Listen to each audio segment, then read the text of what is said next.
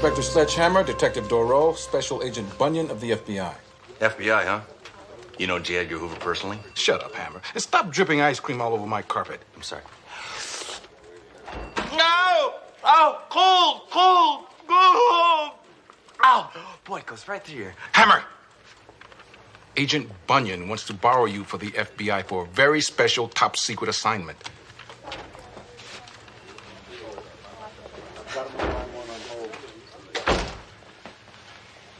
Have you ever heard of Clive Winston?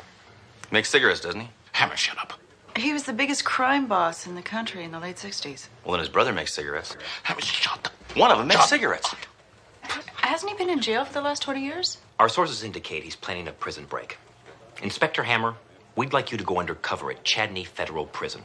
Get close to Winston, become friends, and break out with him. Hopefully, he'll lead you to his accomplices, men we've been trying to convict for years. And you chose me because I can make friends with anybody, right? No.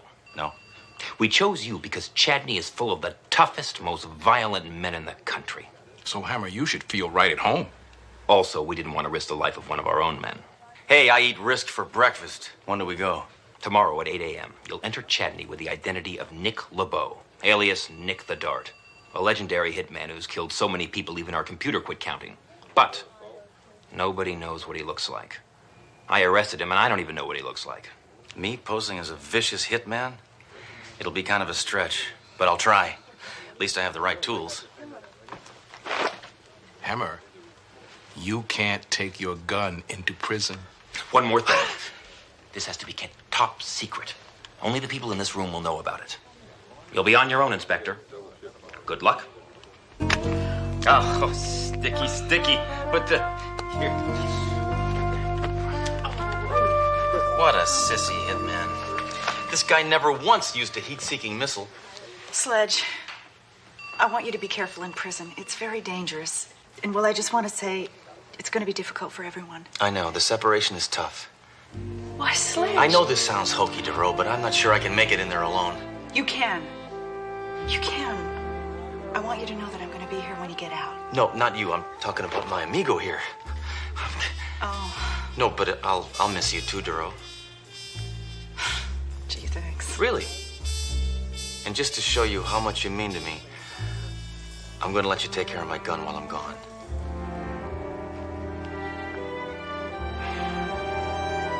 I've written out a few simple instructions. Make sure you feed it some high-quality gun oil every night, and then wipe it down with a clean, lint-free rag.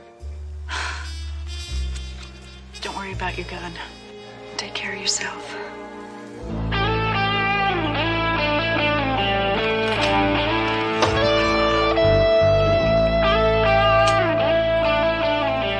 What we have here is a failure. A woman warden? What's next? Equal pay? Call me sir. So, the infamous Nick LeBeau. Tell me, why do they call you Nick the Dart? Because I score a lot of points, sir. Oh! Don't talk back to the warden. I'm sorry. Oh! Don't apologize to the warden. Oh! Don't nod to the warden.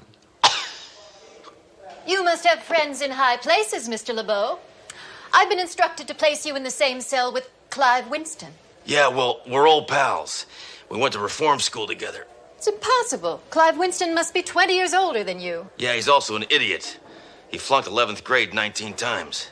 Well, I don't care who you know. In here, you're nobody. Nothing but a number. Everybody in Chadney is just a number. Yeah, what's your number? 36, 24, 36? Oh! I like to think of this as a progressive prison. That's because it gets progressively worse. Yeah? So much for the sales pitch. Any negative points? Oh! What was that for? Nothing. Well, that's a negative point. Any others? Yes. Don't even think about escaping. Nobody escapes from my prison. Not even me. If I tried, I'd have me shot. Rules are rules. Understand? Oh! I told you. No nod. Uh-oh!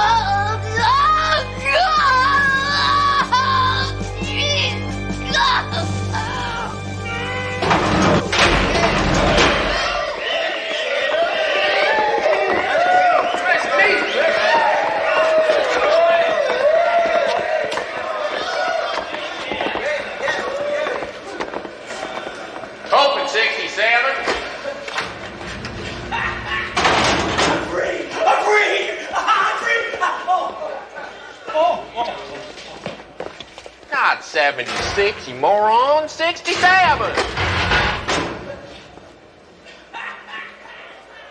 What the hell is this, Chester? New roommate.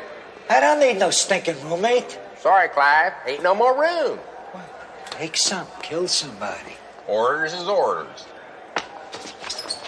Y'all keep your nose clean or I'll wipe it off with this here.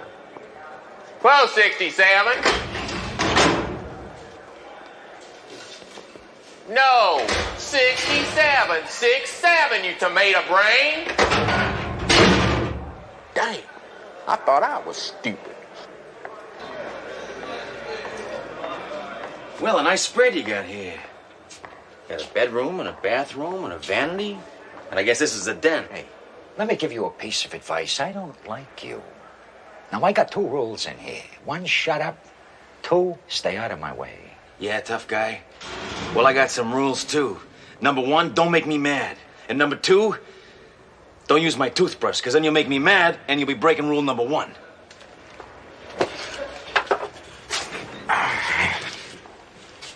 So which bunk is mine? I'll take the top one. I choose the top. Want to give me a boost up? Shut up, huh? I think I can make it. Oh! Make it. Whoa! Thanks. Man, guy could go stir crazy here. Name's Nick LeBeau. Friends call me Nick the Dad. Don't worry, I'm like a cat. Always land on my feet. Nick the Dad, huh? I heard you. Yeah, all bad, I hope. Yeah, I heard you hit a lot of people, that's it. Yeah, I hit a few people. I hit a lot of people. I even killed some of them. As a matter of fact, a couple of times I was contracted for your organization. Whoop! Hey, I didn't say I liked you. I said I heard you. You understand? Now put a pillow in that mouth, all right? I'm trying to read here. Yeah. Well, they can put me in a cage. But they can't tame this animal. Yada, yada, yada, Warden! Hey, knock it off, Jabron, will you? Take this, you lousy screw! What are you gonna do about it, huh? Come on, show me how tough you are. Huh? I'll take it all! Hey, yeah! I'll take it all!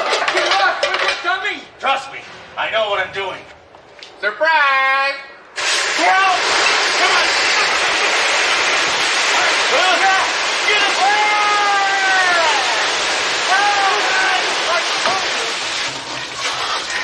Get Reminds me when I try off to kill you in your sleep.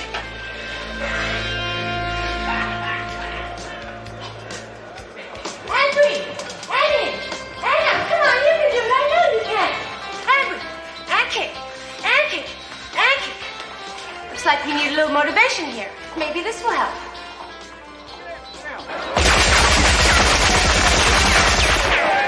Henry! Anna, come on, you can do it. I know you can. Hey, Rumi. And kick. Fancy meeting you here, huh? Get lost, creep. This place is disgusting. You're disgusting. This isn't a prison, it's a summer camp. How can they expect to reform us slugs when they coddle us like this, huh? I know that guy. I know that guy. I've seen that guy someplace before. But where? Well, what do you say, buddy? Huh? Want to play some Parcheesi? Maybe I didn't make myself clear to you. But I hate every single bone. No, I hate every single molecule in your body. Now, if you were smart, you'll get as far away as possible from me and die. I remember. That sledgehammer. A cop. He once busted my mother for tearing tags off of mattresses. Come on, Zeke, what's a cop doing in prison? I don't know. But he's not going to be here much longer.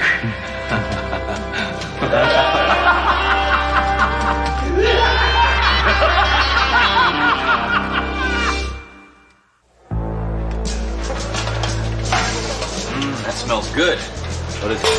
Cream load on toast.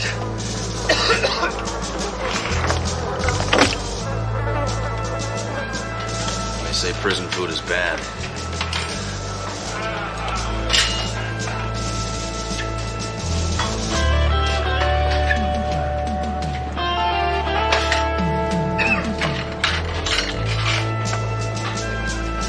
You're through. Yo, Clyde. You mind if I join you? Why don't you go stick your head? I don't mind if I do. Fazul,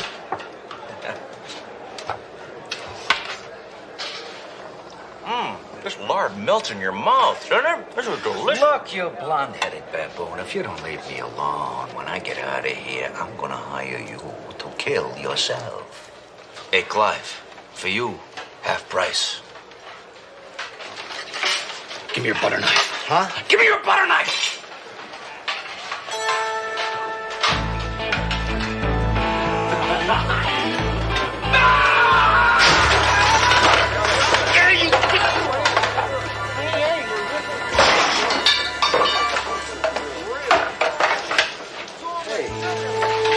Hey, buddy.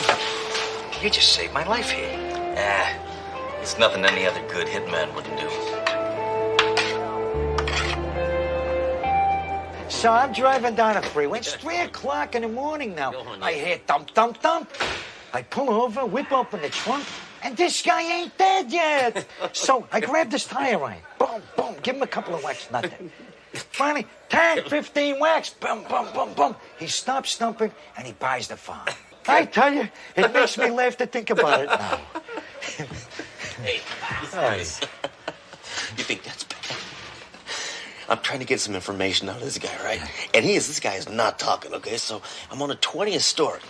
And I figure, well, it might help his memory a little bit if I throw him off, right? Huh. So what happens? He lands in the swimming pool. No kidding. No. So then I gotta walk all the way down 20 flights of stairs. The elevator's broken. Of course. Of course. So then I gotta carry him back up 20 flights of stairs. He still won't cooperate. I throw him off again. What happens? He lands on an awning, he bounces into some bushes, and he walks away. Thinking, why me? This is Murphy's Law. It's Murphy's Law. Why me? Like a cat. I tell you. Oh, boy. Well, I'll tell you, it's the thing that upsets me most about prison is it's just men talking, you know? Men, talk. Attention prisoners. The movie tonight will be My Dinner with Andre. You know, I like you, kid. Me too. Yeah. And I'm going to let you in a little secret here. I'm busting out of this joint tomorrow morning at 5 a.m. And seeing as you have saved my life here, I'm going to take you with me. No, you would do this for me? Hey. You know what you are? You're a real sweetheart. Never say sweetheart in prison unless you mean it. So, who are these guys on the outside that are gonna help you? What's it to you? Come on, Clive. I don't want just anybody busting me out of prison. They might be flakes. They might be lowlifes. We might have a personality conflict. You just be ready to go at 5 a.m. LeBeau, your girlfriend's here. Open 76. I drinked him.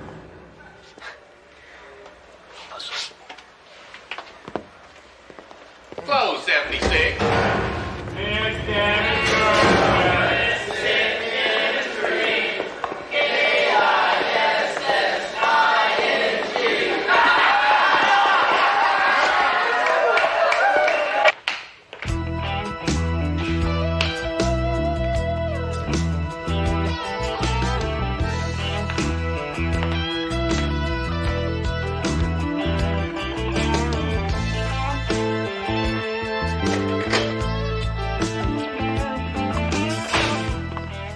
LeBeau, you got 5 minutes. Wait a minute, I don't like you. Make it 4. And you're ugly, too. Make it 3.5.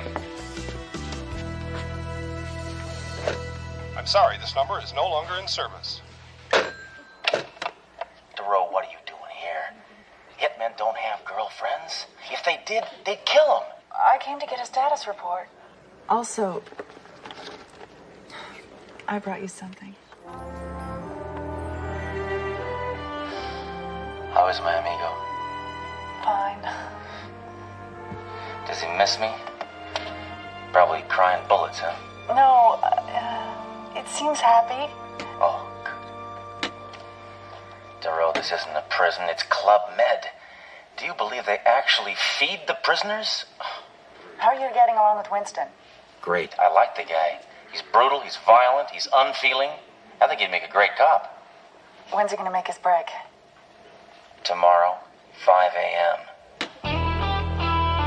Oh, Hammer, do you think that card can read lips? I don't think he can read, period.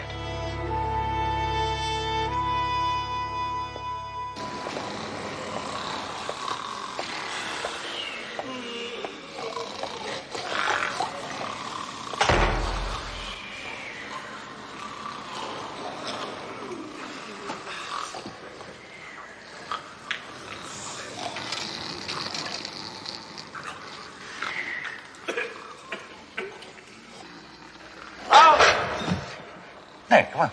What are you doing there? We'll never get out the vent. It's too small. Relax, will you? Come on. It's almost 5. I thought you said we were breaking out this morning. Yeah, but relax. Well, shouldn't we be doing something? Like sawing the bars or maybe carving a gun out of soap? Kid, give me a break. I'm trying to sleep here. Come on, Clyde. We can't just walk out of here.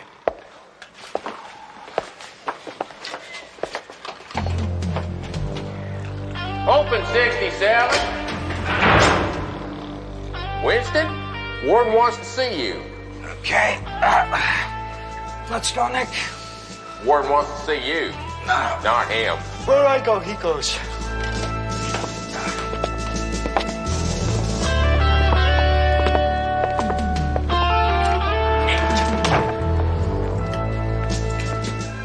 Hi, Warden. What's the problem?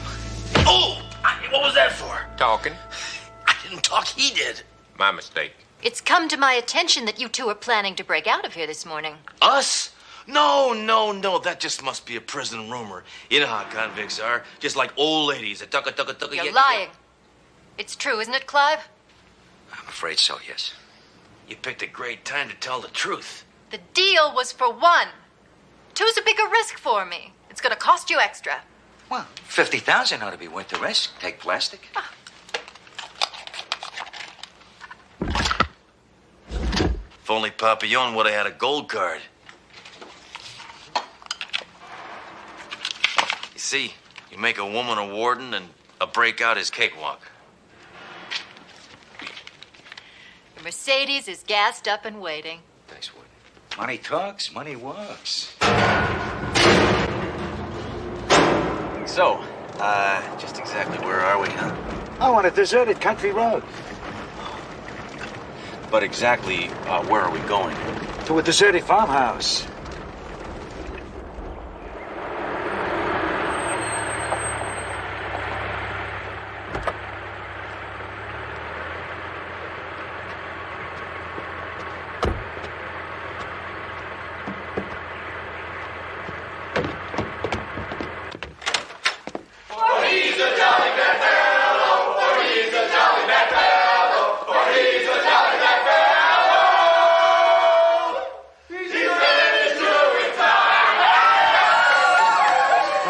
Balloons, bimbos. It's almost worth doing 20 years for, Nick.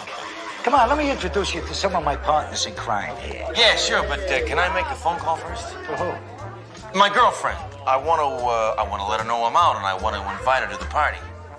Well, sure. We can't have too many bimbos, can we? Never. Phone's right over here. Come on, over here. Hey. Rambo, how you doing? Hey, yo, come here. Got a quarter. Here we go. All right. There's your mom. All right. Hello? Yeah, babe. It's me, Nick. Hammer? Yeah, old Nick. Hammer, where are you? I don't know. I'm in a farmhouse in the middle of nowhere. Excuse me. Could you give my girlfriend directions on how to get here? Oh, sure thing, honey. Okay, now you go outside and you get in your car, see? Mm-hmm. Then you start it up. Then you press on the gas pedal. Nick, bring it over here, will you, Nick? I want you to meet the guys. Come on over here. Come over here. Hey, hold it down, everybody. Just a second, I got something to say here. I want you to meet the only friend I ever made after doing 20 years in a joint. Nick LeBeau. Hey, Nick, how you doing, Nick? All right. Now, this is a terrific hitman. He is also real good people. Now, you may know him by his professional name, Nick the Dot. What? Nick the Dot? Yo, Clive, Nick the Dot, he killed my second cousin. Yeah, well, he knocked off my first cousin. Hold on. Nick the Dot iced my sister. So you don't know my father? Your father? What about my mother? And my dog? Oh, wait a minute, guys. Wait a minute. Give the kid a break here. I mean, so he murdered a few people. I mean, he is a hitman. It is his job. Yeah, let's not get petty. Yo, Clive, I'm gonna blow his brains out right here. No, wait, hold it. Put down your guns. Look, I'm not really Nick the Dart. Actually, I'm Sledgehammer. I'm a cop. I'm doing undercover work for the FBI. There's no reason to shoot me. Wait, did I say cop? Where is my head at? No. I'm actually Geraldo Rivera, and I'm doing an undercover expose on prison reform. No?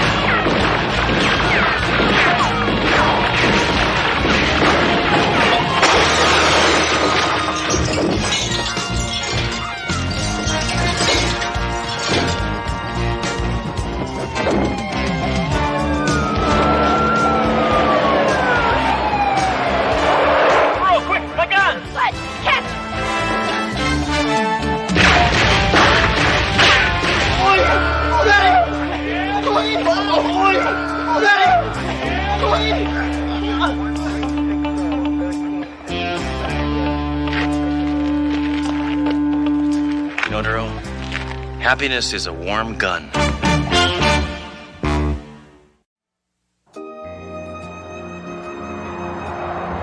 You have to tell your husband not to bring his ex-girlfriend to family functions. Remember, communication is the key. I'm Dr. Dorothy Stone, and you're listening to It's a Gal's World, a show for women only about men. And now let's take another call. Hello, you're on the phone with Dr. Stone. Hello, Dorothy. It's me again. Oh, my God. You! You meddling witch, I'm back, and this is just the beginning of your nightmare. Oh, no!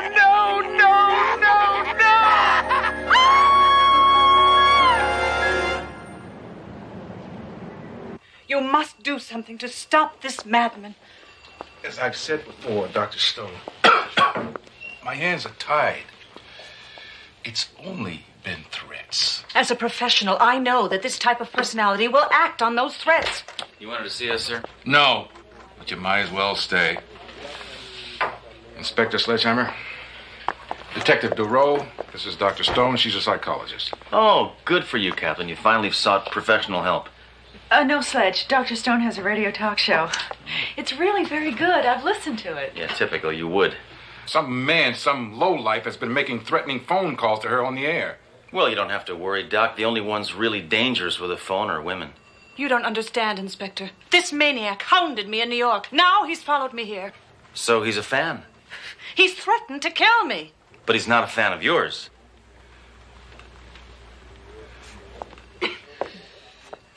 I had a pervert call me once. No, how'd you get him to stop? Change your number? No, I stopped dating him. You know, this man is merely a nuisance to you right now, but as a doctor, you must know, these people usually aren't violent. Normally, that's true. But this man's voice has all the characteristics of a classic sociopath. He's relentless, aggressive, and violent. Hey, I never called that show. This is just like New York. The police there were powerless. They even tried a wiretap, but he never stays on the line long enough to be traced. Yeah, but this ain't New York. This is my city.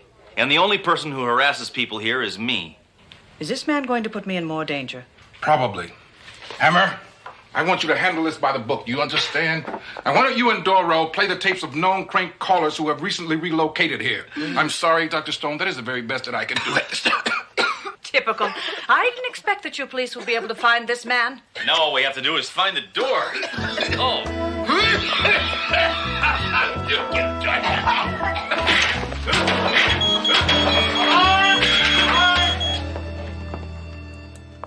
Dang it. If we could only pinpoint the general location where he's calling from, we could call in an airstrike. Then he'd never use the phone again. Neither would half the city. All right, here are all the voices of the relocated frequent offenders. 3 of them. Only 3? Yeah, it's not very popular anymore. Latest craze is obscene telegrams. See if any of these voices sound familiar. What are you wearing right now? Okay, baby, I've got my shoe off. Would you believe I'm naked? Ralph's Smoke Shop. Do you have Prince Albert in a can? Yes, we do. Well, then let him out. No matter how many times I hear that, it always makes me laugh.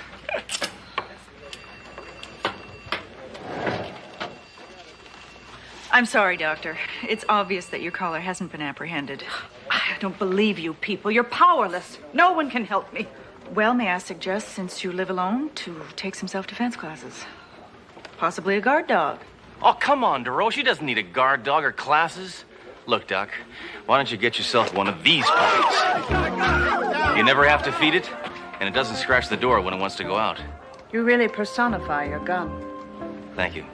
Be careful, Inspector. The next thing you know, you'll be talking to it. Yeah, well...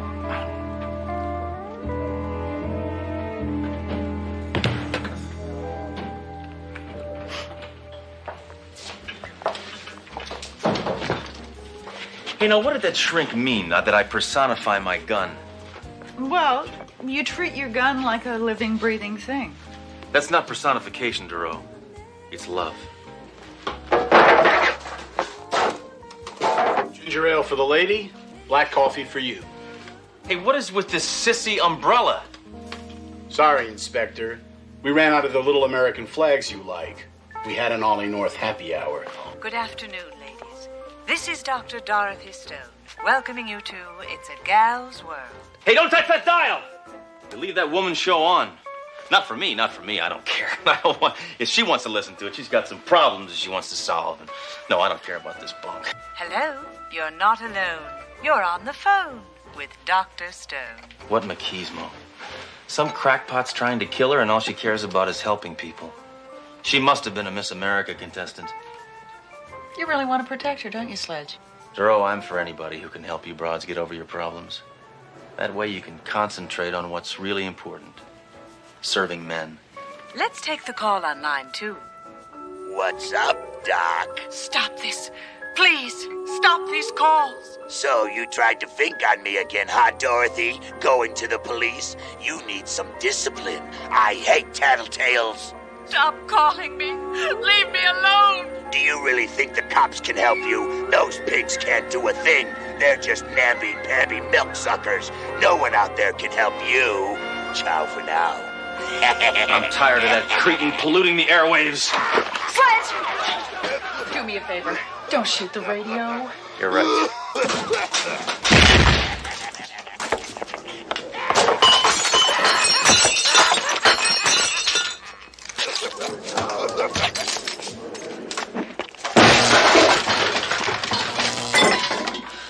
Happy, Duro? No, I can't think of anyone who'd want to harm Dorothy. To begin with, she's only been here for 2 weeks. Yes, we know that. He's threatened her on the air, and as her producer, I am really confused. Why? Our ratings haven't gone up. I would move immediately. No man or woman could possibly have a healthy relationship in Lexington, Kentucky. Inspector, that gun is making me extremely nervous. It's supposed to. It's not a room deodorizer, you know. Just relax, Doc. You know what they say. Guns don't kill people. Yes, I've heard. People do. No, bullets do. You think you're feeling nervous? Just wait till Golden Throat calls. After talking to me, he'll be so nervous he'll be afraid to call the time. Go ahead, jump on another line. We're back. Let's take the caller on line 3. Guess who? It's the only real man in your life. Did you miss me, Pumpkin? I'll take this call. All right, you radio rodent. I'm calling to bring some sunshine into your life. Cops haven't helped at all, have they? Yeah, well, this cop will. I'm Inspector Sledgehammer. You're looking for a real man, aren't you, Doc? Well, I'm your boy. You're not a man. If you were, you'd come out from behind that sissy little princess phone. Real men harass women face to face. I'll never stop, Tramp. Yeah, well, if you don't stop, this will be the last sound you hear. Such. We'll be right back after this word from our sponsor. I don't know about this, Sledge. Oh, rest easy, Duro. This dirty mouth breather isn't going to bother the doctor anymore. I scared him away for good. The doctor is in no danger.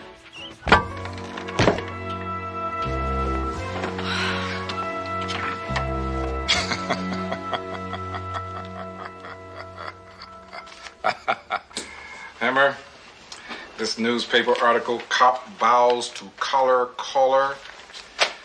I hate it. I do too, sir. Alliteration is so pedestrian. I'm not talking about that, Hammer. I'm talking about your grandstanding over the airwaves.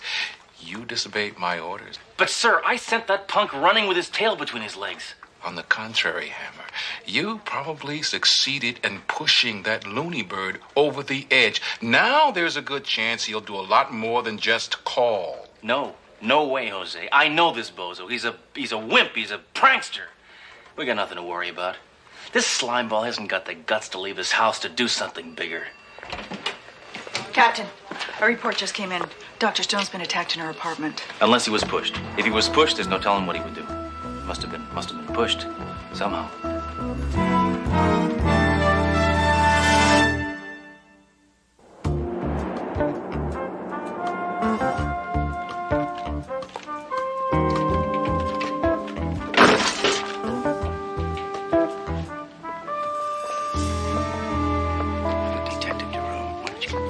Hey, Joy. What, are you dusting for prints? Oh, no. Just eating a powdered donut. Uh-huh. Got some information from the doctor. Uh-huh. She said the guy jumped out at her, but she didn't get a good look at him. Uh-huh. She probably couldn't see through all the smoke. Uh-huh. I've seen less than a hickory pit barbecue. Uh-huh. She could have her own brand of sausage. Uh-huh. So, Mayjoy, you find anything out? Uh-huh. She doesn't see anything wrong with me and Mrs. Mayjoy taking separate vacations. Uh-huh. All right, Dr. Stone, you feel free to call me if you need any more help. Okay? That'll be all, Charlie. Dr. Stone? Thank God you're here. Who? You, Inspector. Oh. I so rarely hear that. Dr. Stone, you told one of our officers that you saw the man who attacked you? Well, yes, I sort of saw him. I heard that hideous laugh. I turned, and the next thing I knew, I came to and called the police. Uh-huh. Well, I don't get it. A guy threatens to kill you, then he gets a chance, and all he does is laugh at you. If he'd have been serious, right now you'd be a stiff. Sledge. Well, she wouldn't be stiff. She'd be stiffening up, though. It takes a little bit longer. Sledge! She'd be a corpse. Dr. Stone, would you come down to the station house and give our sketch artist a description of the man who attacked you? Right now, your body would be right about there, all outlined in white chalk, including the cigarette, probably. I wouldn't mind at all, Detective. Yep. Pretty soon we'd have to call your next of kin. Hello? She's dead. That's what we'd have to say, because you'd be dead, of course. Then there'd be blood, probably, depending on how he killed you, and little pieces of flesh and hair.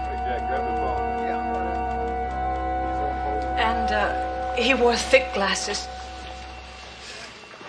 I'm sorry, that's all I can remember. Is this him? It's probably him. That's him. I thought so. I'll never forget that hat. Thanks.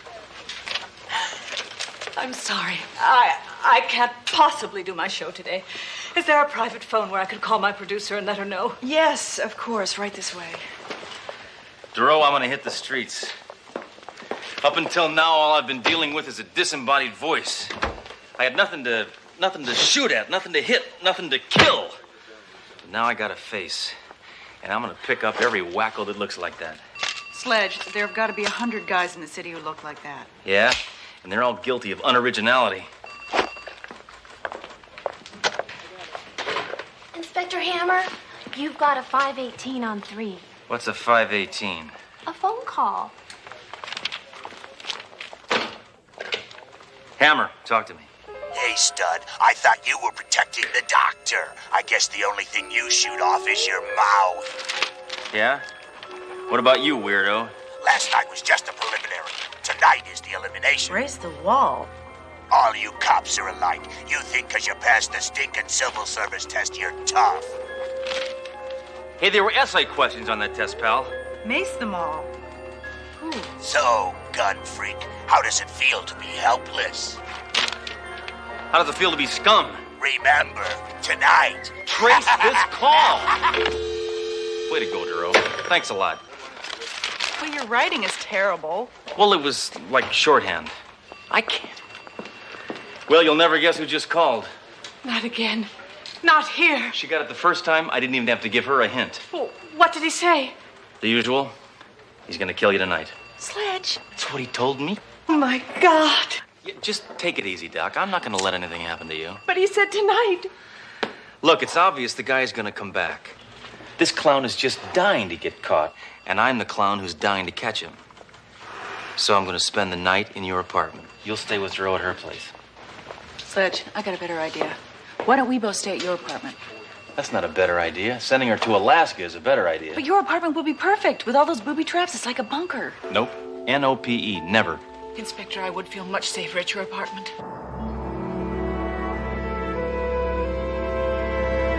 Dr. Freeze! What? Be careful what you touch. Sledge has everything booby trapped.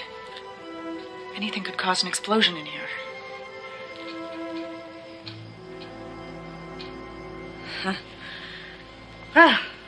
One's environment is a direct reflection of one's personality. From the looks of this place, the inspector is a textbook case. Yeah.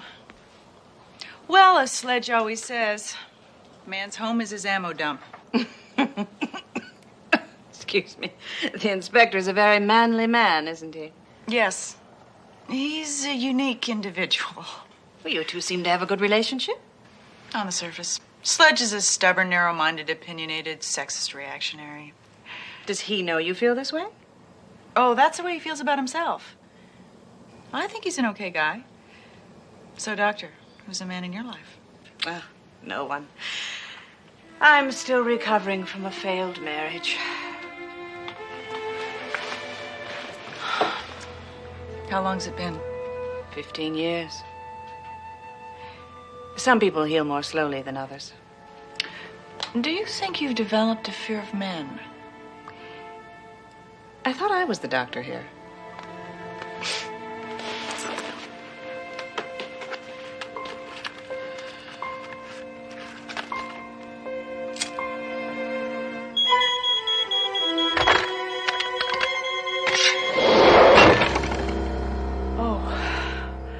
I forgot to tell you, Sledge doesn't approve of smoking.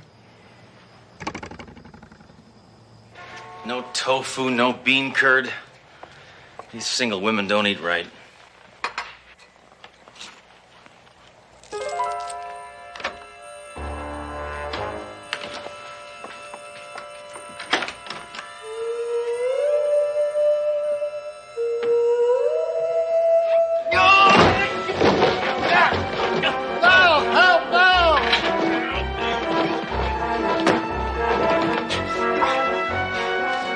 Helpless gun freak, huh? Well, this gun freak has you under arrest. Arrest? What are you talking about? I'm the landlord. I came up here to see who's banging around. Okay, fine. I didn't know that. I'm sorry. Well, as long as you're here, I noticed a leaky faucet in the kitchen. Dorothy?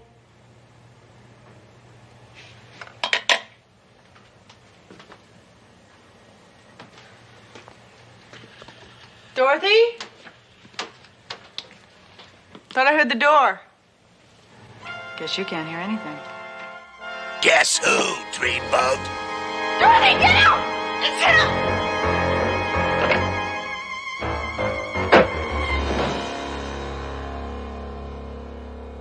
Duro! Oh, my God! Duro! Duro! Hey, let me have another one. In all my years on the force, I've never been so frustrated. I know I can catch that slug. I just know it. Hey, Inspector, that loon is on the line again. That manly man Hammer couldn't help you, huh? Why won't you stop? Just stop. I'll stop. I'll stop by. I'll be your in-person guest. Why won't you just leave me alone? I'll tell a couple of amusing anecdotes, then kill you. We better get down there. I'm not coming with you. I think I just heard a familiar voice. You're hearing voices? Duro, that concussion really puts you in bad shape.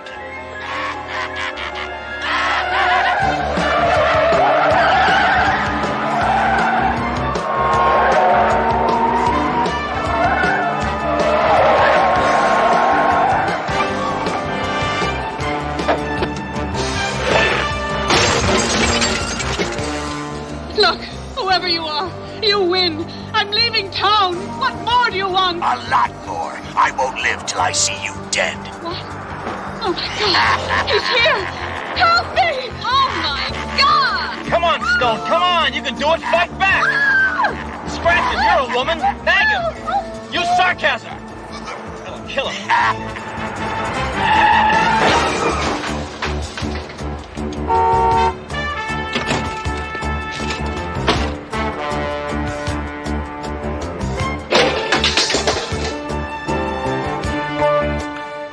I'm Inspector Sledgehammer.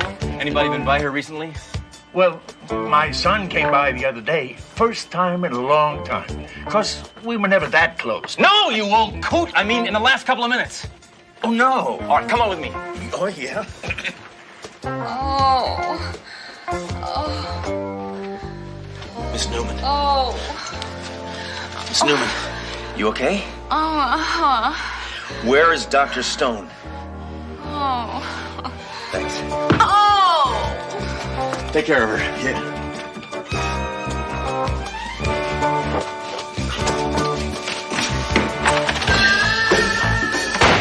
Dang rock and roll.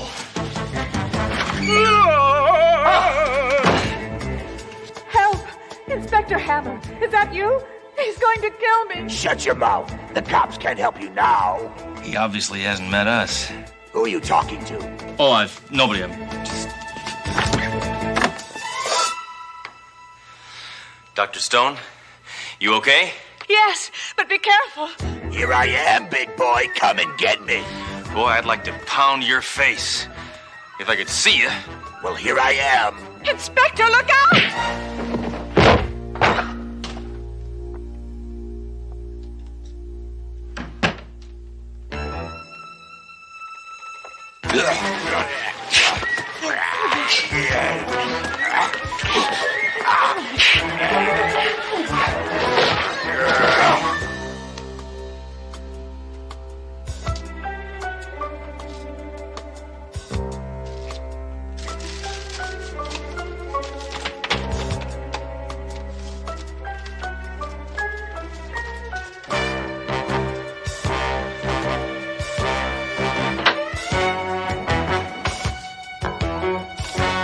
I'll tell you a couple of amusing anecdotes, then kill you.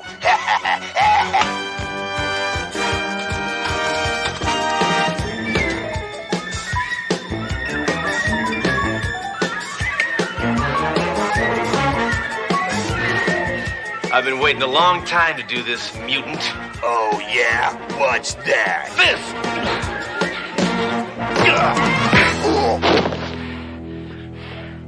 Okay, Doc, you can come out now. Inspector Hammer!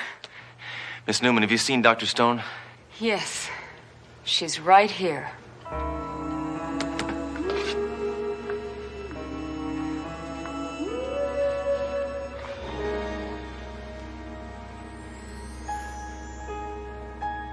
Of course. An accredited psychologist masquerading as a man, making threatening phone calls to herself, and then sending the police on a wild goose chase. I should have known. You've had a case like this before? No, I saw it on an episode of Barnaby Jones.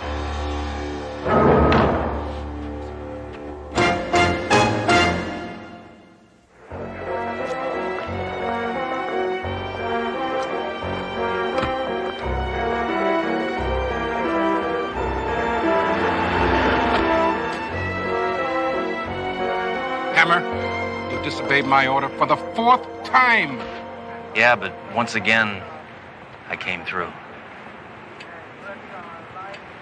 I still can't figure out what could have snapped in Dr. Stone's mind to make her act like that. You probably know, though, don't you, girl? Actually, I do. It would seem that Stone's fear of men caused her to create a male persona of her own. Ultimately, she was the object of her own paranoia. Classic case of schizophrenia. Are you telling me she actually wanted to be a man? That's right. That's my kind of woman. Yeah, but how was she able to do that deep, husky man's voice? Obviously, it was a result of her schizophrenia. No, Captain, you're wrong. It was her chain smoking. I knew that.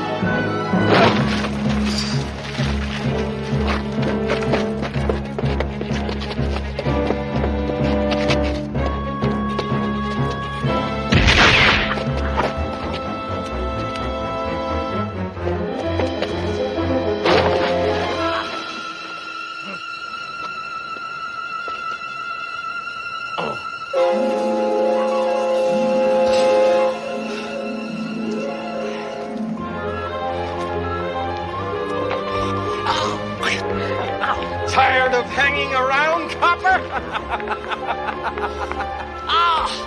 Couldn't you worn a tennis shoe?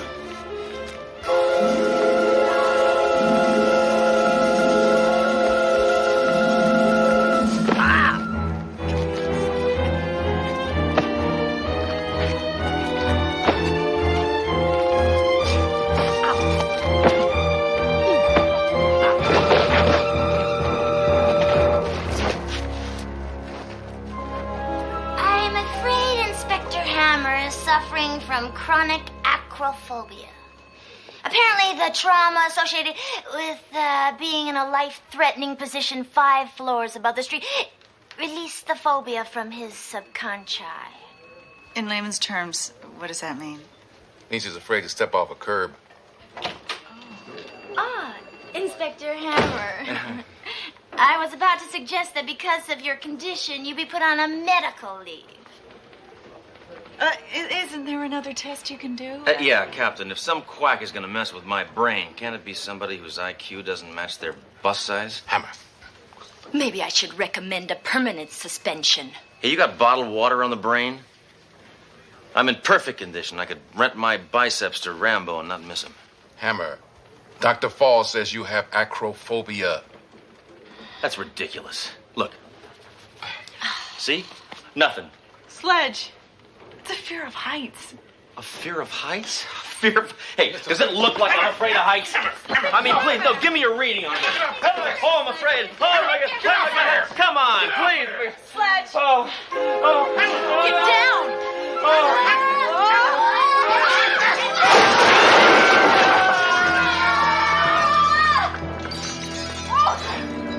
Hammer, guess what? What? You're on medical leave as of now.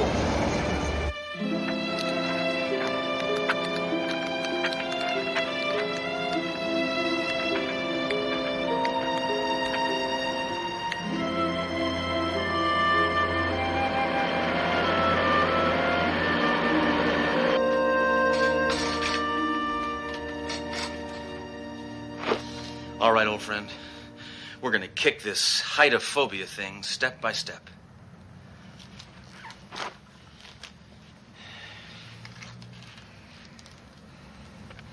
I step up.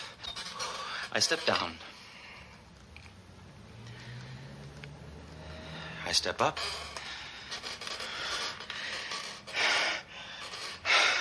I fall down.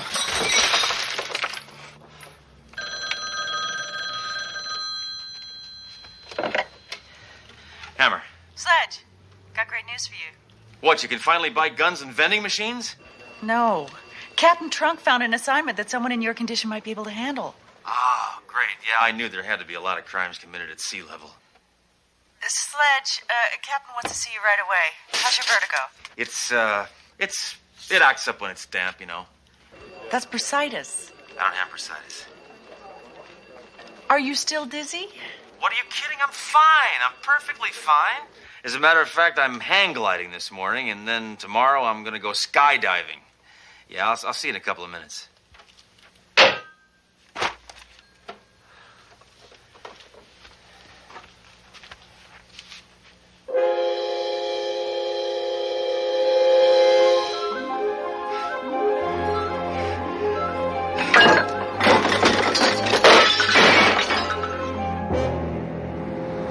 I tell you, I'm fine. I'm completely back to normal.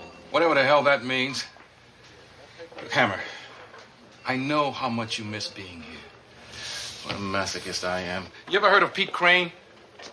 Yeah, isn't he that pygmy brain that's been extorting money from small businessmen downtown? That's him. Send them in. We're working with the FBI on this one. Crane's girlfriend is ready to pop with state's evidence. With her help, I think we can blow the lid off Crane's entire crime syndicate. I'm trying to do you a favor, and you clowns are treating me like I'm the one who's a criminal. You know, if I'd have known this, I never would have decided to testify. Now, Miss Del Monte. Captain, I tried to explain to Miss Del Monte that we've been assigned to her protection for her own good, but... Who are you? Inspector Sledgehammer, Miss Del Monte. You know, you're kind of cute for a cop. I know.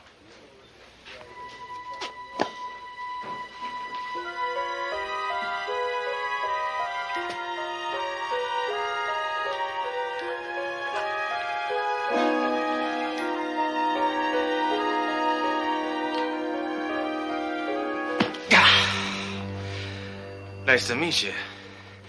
How did you wind up being the girlfriend of that maggot Crane, huh? I was his secretary. He wanted someone who could type fast and run slow.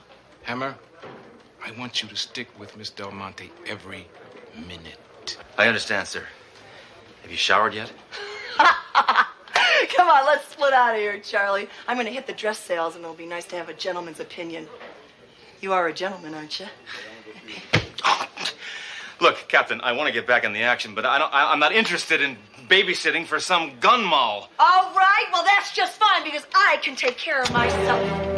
You see, I'm locked and loaded, and I'm ready to rock and roll.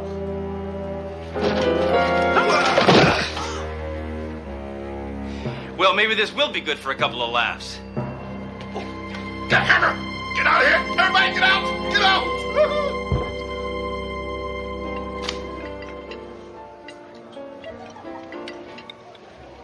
I never met a woman who carried an Uzi in her purse before.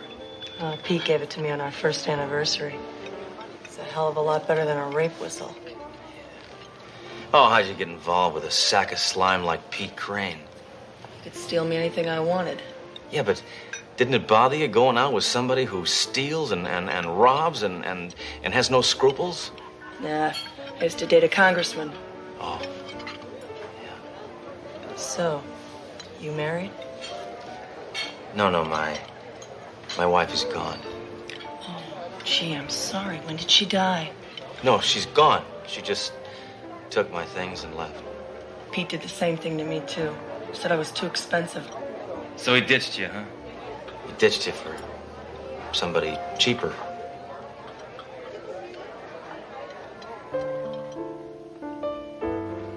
You know something? You and I are on the same wavelength. You're not bad for a cop. And you're not bad for a mistress. Hey, buddy. Can I borrow your sugar? Yeah, sure. Here, take it. Not that one. This one. Hey, back off, Ragweed. You're talking to a lady. Oh, you... Nice technique. Tai Chi and karate? Yeah. You study with Master Chang, too? Yeah. Till he became road manager for Motley Crue. Yeah. On my shoulder. That's a nasty bruise. Want me to finish him off? Oh, no. Listen, my top will cover it. There's something about you I like. What is it? I'm violent. That's it. Always a firm foundation to build a relationship on.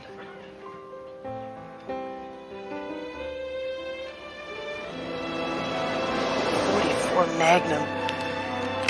Left twist bore. Muzzle velocity of 729 feet per second. It's beautiful. It's been a long time since a woman's handled my gun.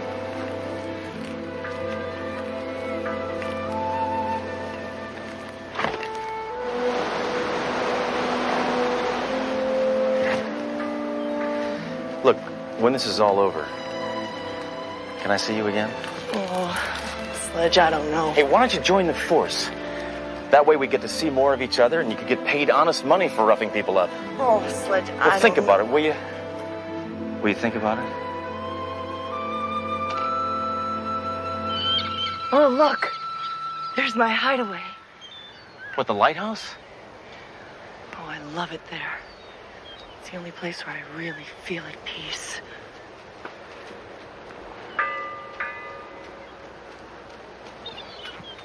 Come on, Sledge. Old Pete bought me this lighthouse. He bought you a lighthouse? I asked for a nightlight. Come on. I only take special people here. Up here. Come on, I'll race you to the top.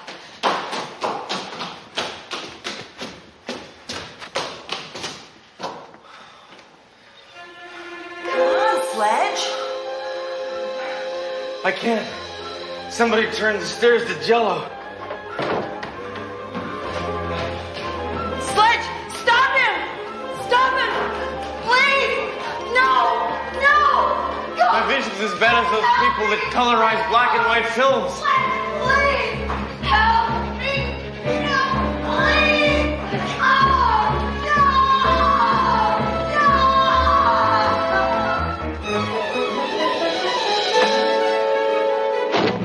Angelica!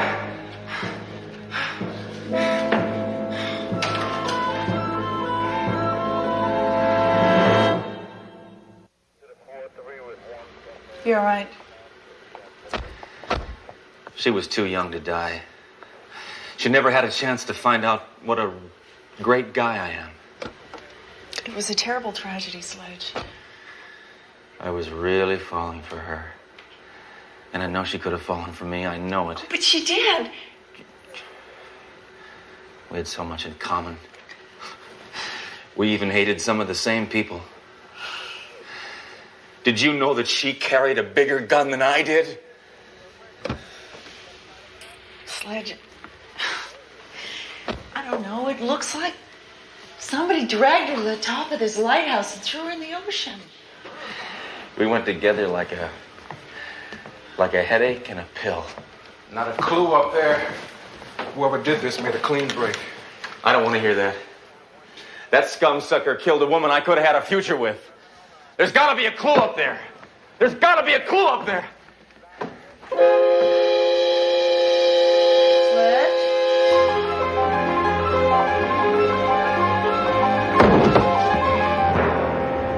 Because of Inspector Sledgehammer's fear of heights, there was no way he was going to make it up those stairs and save Angelica Del Monte. Did the woman survive the fall? No, she is deceased. How do you spell deceased? Just right. Dead. Stop it! Both of you! Don't you realize you're talking about somebody who meant a lot to me? Look, it's not my fault I couldn't go up those stairs. I can't go up anything anymore. I stand on a chair to change a light bulb, but I get a nosebleed. Hammer! It's together! It is together! All right, take a note. Inspector Sledgehammer, as of now, is back on medical leave. Why? Why? Hammer, I want you to go home and get some rest. I don't want you to come back here until you overcome your vertigo. But that may be never. I know. I wonder why Angelica didn't scream when they threw her out of that lighthouse. She was one tough woman, Sledge. We liked all the same things. Guns. She even threw a brick at Gloria Steinem. Let me see that. It would have been too awful if they had found the body. Yeah, they would have had to bury her in an envelope. Way to go. Sledge! He didn't mean it. He's your friend.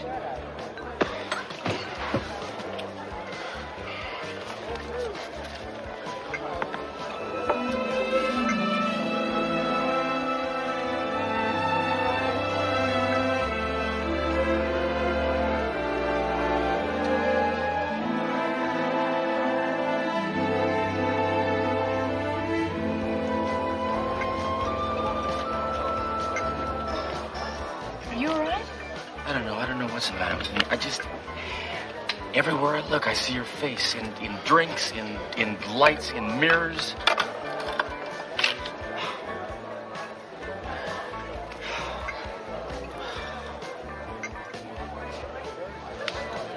Angelica, it's you. You're not dead. You've come back. Sledge, it isn't her. Why aren't you dead, Angelica? Well, my name is Susan Taylor. I don't know what you're talking about. No, I know who you are. Don't you remember? We were almost best friends. Sledge, this can't be Angelica. This man's a maniac. You know, you need help. No, don't you remember? Don't you remember the good times we had? The fights, the guns? Sledge, give it a break. Trust me. I know what I'm doing. Look at this face. Look, everybody. Doesn't this look like the woman I let get killed at the lighthouse? I know it's you. I know it is. You've come back to me. No, you're mistaken. You've come back. Sir, I am not this Angelica. All right, do me a favor. Come back to my apartment with me. I want to try an experiment. Oh, last time I heard that line was from a shoe salesman. No, you've got to come back. You've got to. You've got to go with me. Sledge, you're stressed out. Guys, grab her. No, I know it's her. I know it's her. It's her. Okay, fine. Come on, we'll go back to your apartment. Just as long as you promise to then leave me alone.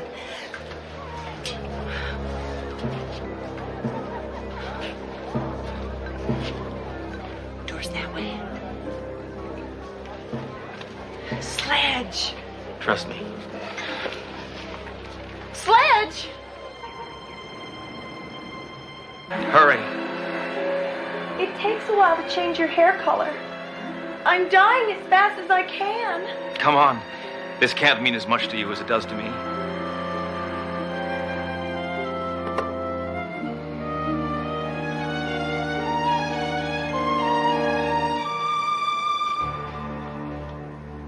That's it. Now you look exactly like her. You know, this really is crazy. I'd like to be whoever you want me to be, but I'm really not this Angelica person. I'm Susan Taylor from Salina, Kansas. No, don't say that. Say tough words like maim, kill, destroy. You're crazy. Why would I say that? Come on, try it. Scumsucker, slimeball, try it. I can't. I'm from Kansas. You're right. You're not her. You never were her. You could never be her. Okay. I'll take you home. Thank you. I'm really sorry, Inspector. Where did you get that? Sears Roebuck. Not the sweater, the bruise. Where did you get it? Where? Oh, probably when you grabbed me just now. I knew it was you. I have a mind like a steel claptrap. You are Angelica Del Monte, aren't you? I don't know what you're talking about. My name is Susan. All right, Susan. All right. I'm gonna take you somewhere. Please. Somewhere that will refresh your memory. Hey, boss. You were right. This Hammer guy almost faked us out. Angelica's still alive. Admit it, Angelica. That bruise proves you're you. You know that, don't you? Will you please stop saying that? The chances of two different people having the same bruise are 27,000 to 12. That's one in that'd be 1 in 16. That's 12 into 27. That goes 60. That'd be well, they're slim. They're very, very slim, Angelica. Oh, I feel like I'm having a sugar rush. Come on. Admit it. Just admit it. Admit it. Say you're Angelica. Say it. Oh, do you have to be so violent? Angelica loved violence. The sound of a Tommy gun, the crack of a 45, a kick in the teeth, a left, a right. You're right. I knew it. I knew it. You really are Angelica. Oh, Sledge, you've blown my cover. Who am I kidding? I could never fool you. Why? Why did you do it, Angelica? I Why? had to. Why did you pretend? Why? Well, Trump figured that if everyone thought I was dead... Yeah? Yeah, then what, Angelica? Then what would happen, huh? Then everyone would think I was dead so no one would try to kill me before I testified at the trial. I was supposed to guard you. Oh, don't you see, Sledge? Trump used your vertigo problem. He knew he could fake my death from the top of the lighthouse and you'd never see what really happened.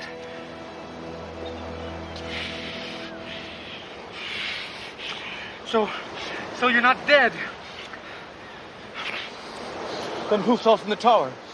It was a mannequin. And a guy, FBI guy working for Trump. He threw it down while I hid. So, when I ran out to the car to call headquarters, you and that FBI creep escaped. Oh. Sledge, I wanted to tell you when I saw you at the bar, but I couldn't. Oh, you could have found a better place to hide in plain sight. A bar full of cops. Angelica, I did it. I made it to the top. I'm cured. I can look over transoms again. What's that? Another Fed? No, wait, Sledge! He's not I'm tired of playing the fool. I'm telling you, he's not FB. Hey! So you thought you could fool me, huh? It's over, you blonde dummy. Drop your gun, kick it over here.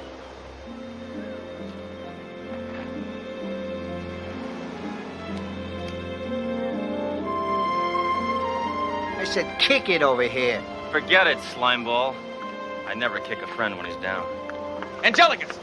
Freeze! Angelica? Was trying to tell you he's not FBI. Now you tell me. Your boyfriend Pete put a nice price on your head. That's gonna make a nice down payment on my condo. I have a message for you. Pete says goodbye. No way, scumsucker. You're gonna have to shoot me first. Okay.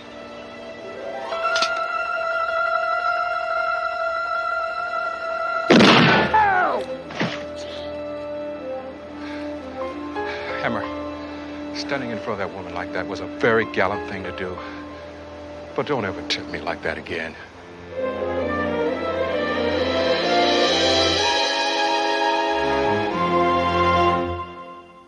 Thanks to Angelica's testimony, Crane has been sentenced to 50 years in prison. Well, I guess it's safe to say that relationship's over. Nope. Apparently, after the sentencing, they made up. I mean, they settled their differences. And when he's done serving his time, they're gonna get married. By the time that happens, we'll be throwing rice at their wheelchairs. Well, you know what they say. True love knows no bounds. I'm sorry, Sledge. Well, it could be worse. I mean, you feeling better? No more vertigo, right? No, I haven't had a drop. And I'm not getting dizzy anymore either. Watch. See, look. Hammer, get off that. Hammer, get off that deck. Hammer, get off my deck. Get off my deck. I'm fine. No, see, I'm fine. Look, I'm fine. Oh my God! Yeah. This is terrible. I know. When did they remove that flagpole?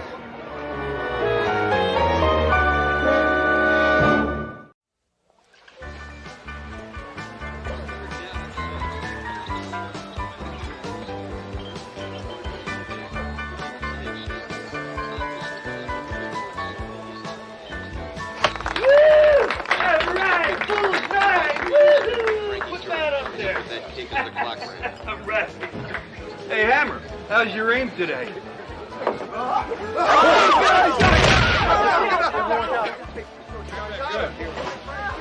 Worth 50 points. Penalty marker goes down. Pass interference against Chris Brown of Notre Dame. Yeah, or a root beer for the little lady, and for me, I'll have a root beer and make the mugs frosty. Coming right up. Allen Fink at 5 yards deep. He's going to run it out. He's up to the 5. Now he throws back the other way to 84. Did I ever tell you I used to play football? No, you never did. Of course, I played like a real man, without a helmet. Why doesn't that surprise me? Howdy, folks. Cowboy Cody here, and I'd like to drive this brand spanking new little filly right into your driveway. Oh, no, not him again. I hate that buzzard. Turn the channel. Come on, Hammer, we're watching a game. Yeah? Well, I wish that Bonanza reject would drop dead.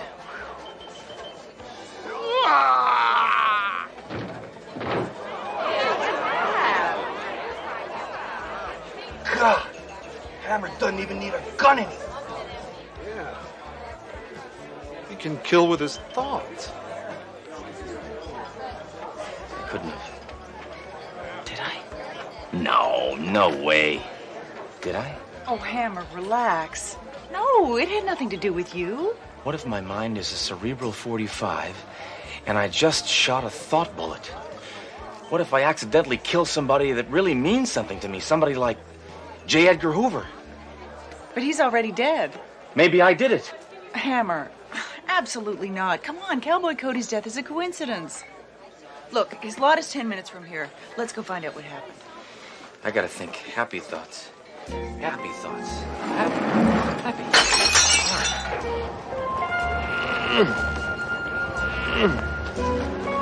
What's wrong, Blades? Didn't want him to die with his boots on? No, I want his boots. These babies are real snakeskin. You're a real ghoul, you know that, Blades? Thank you. I enjoy my work. Any idea what he died of? I don't know. Swollen feet? Looked to me like he was in perfect health. Yeah, they usually do when they're alive. Okay, guys, load them up.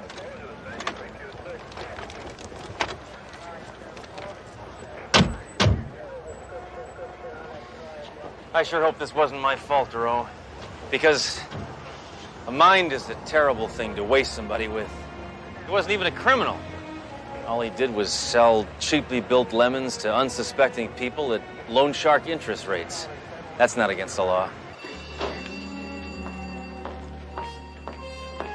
Doro! Where's Hammer? Why, do you miss him? Yeah, I miss him about as much as I miss having my arm cut off with a chainsaw. It's just that with Hammer, I like to know where and how far away he is at all times. The hearse carrying Cowboy Cody is slowly making its way down Boot Hill Boulevard. Maybe I should have sent something. Well, then again, maybe I sent Cowboy Cody. It's a somber occasion, and in keeping with Cowboy Cody's wishes, his family requests that in lieu of flowers, you buy one of his cars. So come on down to the funeral. There'll be free black balloons and rides on sad ponies for the kiddies. And in other news, a zany pit bull named Scooter has attacked his owner, Father O'Clark. Speak to me. Duro, I'm telling you I'm not coming in today. I'm too dangerous. Well, Sledge, you've always been too dangerous. But I'm a menace to the public at large. Well, you've always been a large menace. But I might have snuffed out an innocent life with a wish. And maybe I have a couple of wishes left. Sledge, I wish you'd quit being so ridiculous and get down here. Yeah? I wish you'd quit hounding me.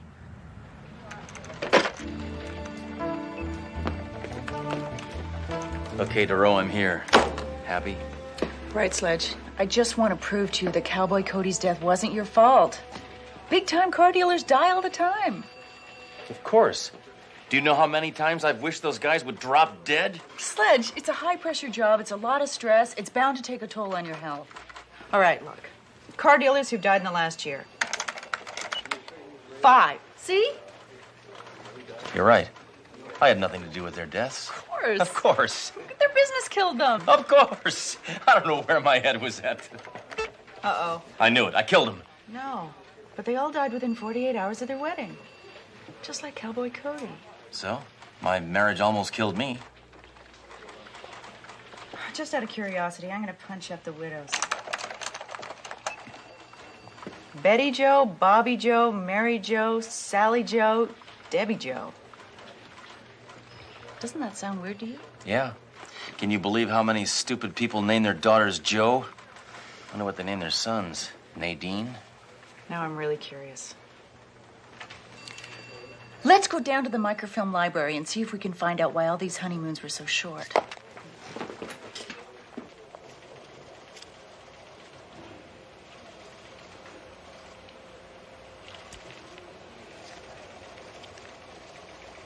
Oh, fudge.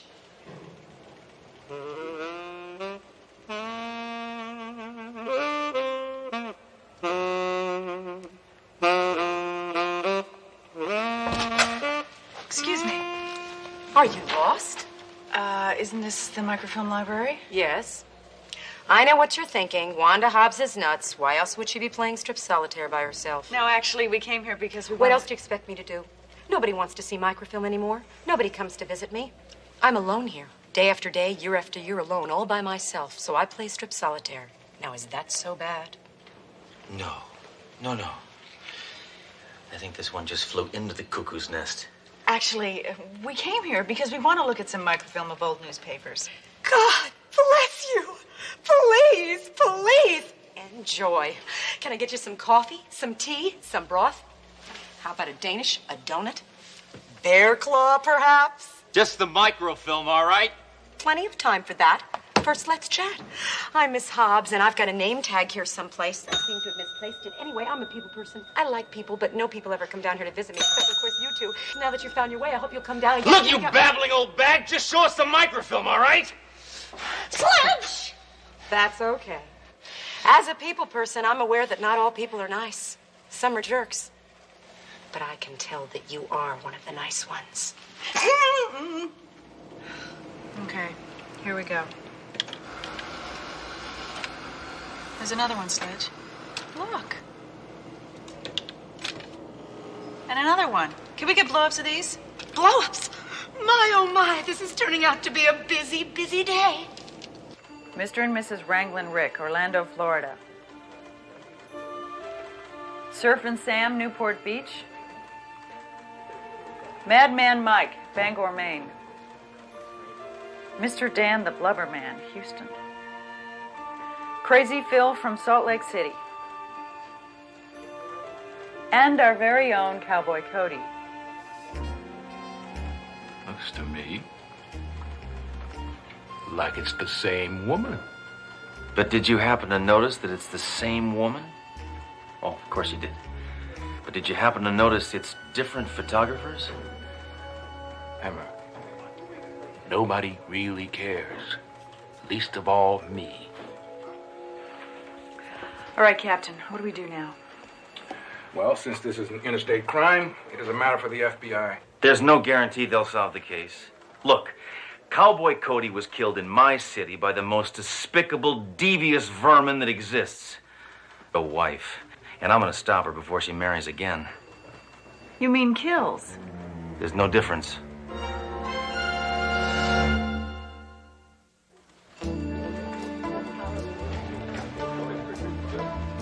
Are you positive?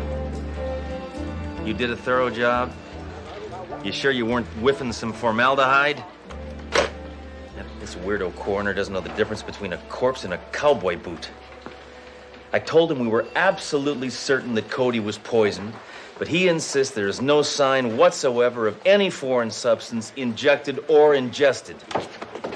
Let's go down and whack his head against the autopsy table. Hammer! Now, according to my toxicology book, there are at least 7 poisons that are untraceable. Oh, really? As if I never saw a Columbo rerun. For a poison to be completely untraceable, it has to be absorbed by the skin. It also has to be applied in large doses and left on for a minimum of 6 hours in order to be effective. Oh, come on, Duro. What cheesehead would wear a ton of toxic poisons on his skin for 6 hours? Of course, he was a car dealer. You're right. We don't have anything. Wrong. We've got 6 rich, dead, obnoxious car dealers, all killed by the same man-eating woman. So what do we do? Duro, you know how to catch a shark? You throw out some meat. And you know what? You're looking at the meat.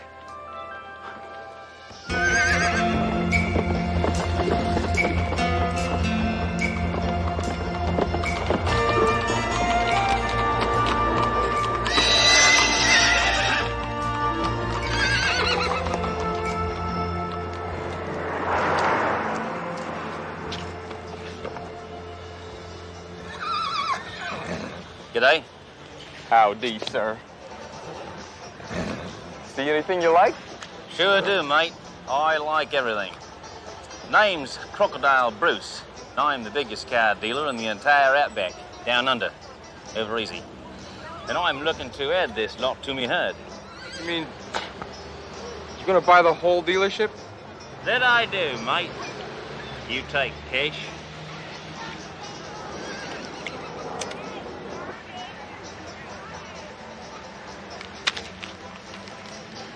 You see, I just love buying car lots. Well, heck, sometimes I'll buy a car lot, and then I'll sell it and buy it back the same day just to show off. You sure you wouldn't rather just buy 6 or 7 hatchbacks? That'd impress me. You want me to toss your hair down the barbie, mate? I want the whole kit and caboodle, and I want it now. You caught us at a bad time. The owner just recently passed away. Why are you talking like that? You're breaking my windpipe in half. Okay. Sorry. Being rich and powerful makes a man forget his own strength. Anyway, Cowboy Cody's widow owns this place now. She's leaving town day after tomorrow. Where is the little koala now? Well, she's in mourning. Oh. Well, then, just have her call me in the afternoon.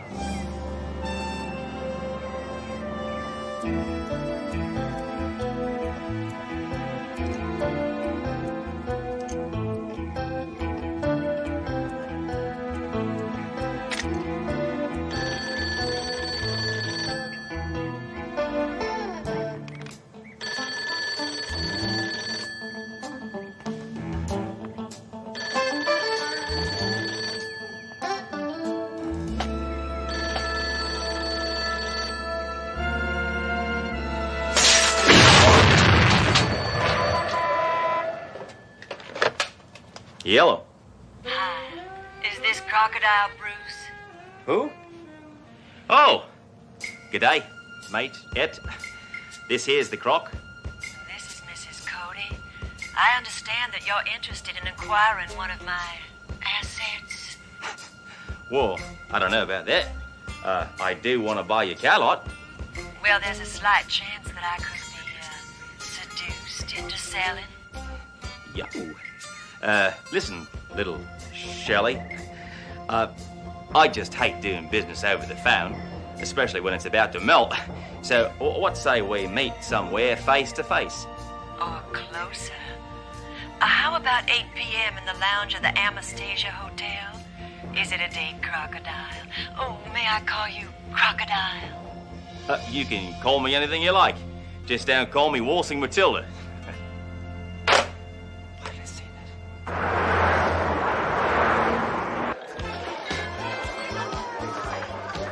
DeRoe, it's been 20 minutes. I'm afraid this bimbo is a no-show. Sledge, give her a little longer. All right. I'll give her another, let's say, 45 seconds, and then...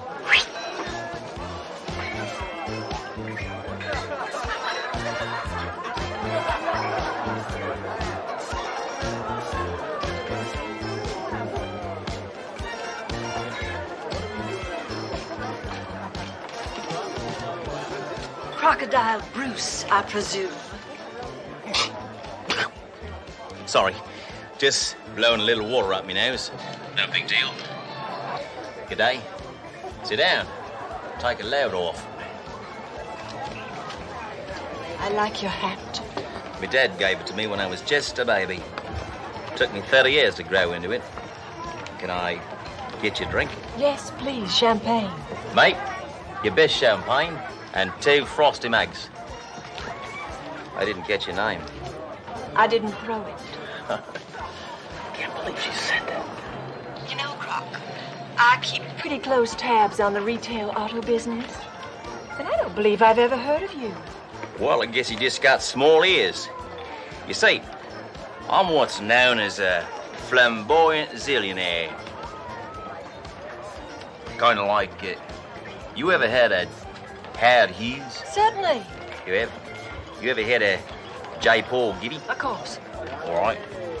What about Carl Lafont? Sorry, no. Well, I'm just like him, only a couple of $zillion richer. How's he on the phone, mate? He's looking at you. Hey, what are you lot looking at?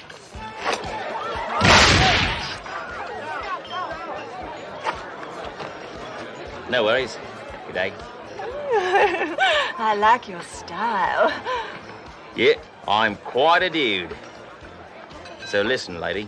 You gonna sew me that car lock, or are we just blowing hot smoke out our tailpipes? May I suggest we go up to my suite and indulge in some heavy bargaining? You don't have to tend me, Hyde, Clyde. I'm right behind you. Duro, I think I'm just about to toss another whip on the babby.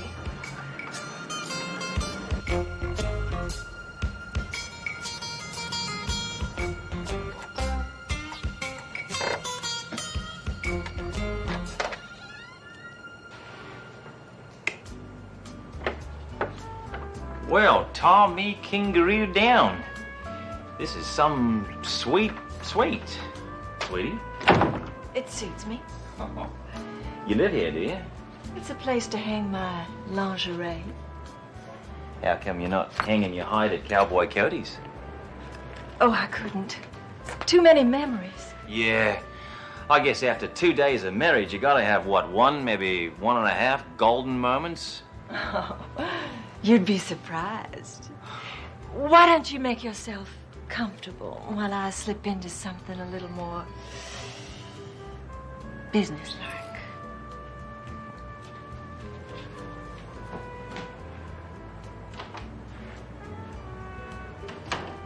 Duro, she's got a tiny car lot on her coffee table.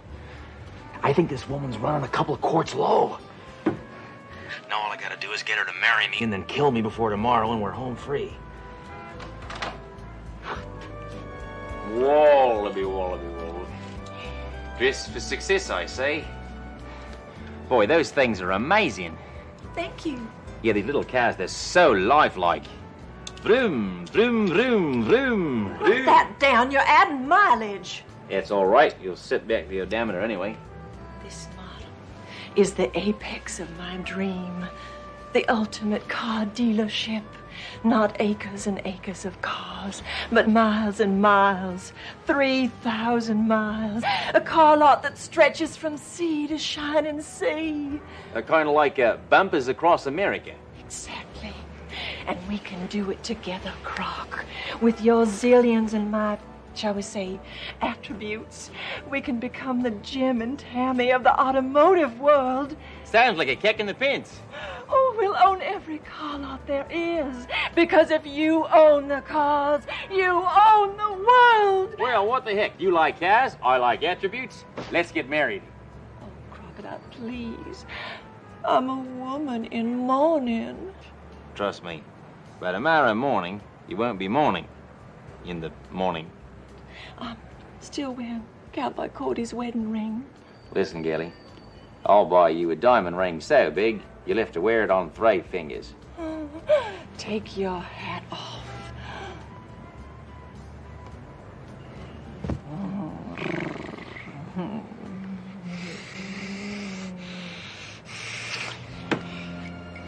What's wrong? You're wrong. But I thought we were going like 2 dingoes in a flat rock. The only thing that's going is you. And I mean out that door now! I haven't felt this bad since me boomerang wouldn't come back. I'm telling you, Duro, it was not my fault. Maybe you're a lousy kisser. Hey, I know how to kiss. I even use my lips.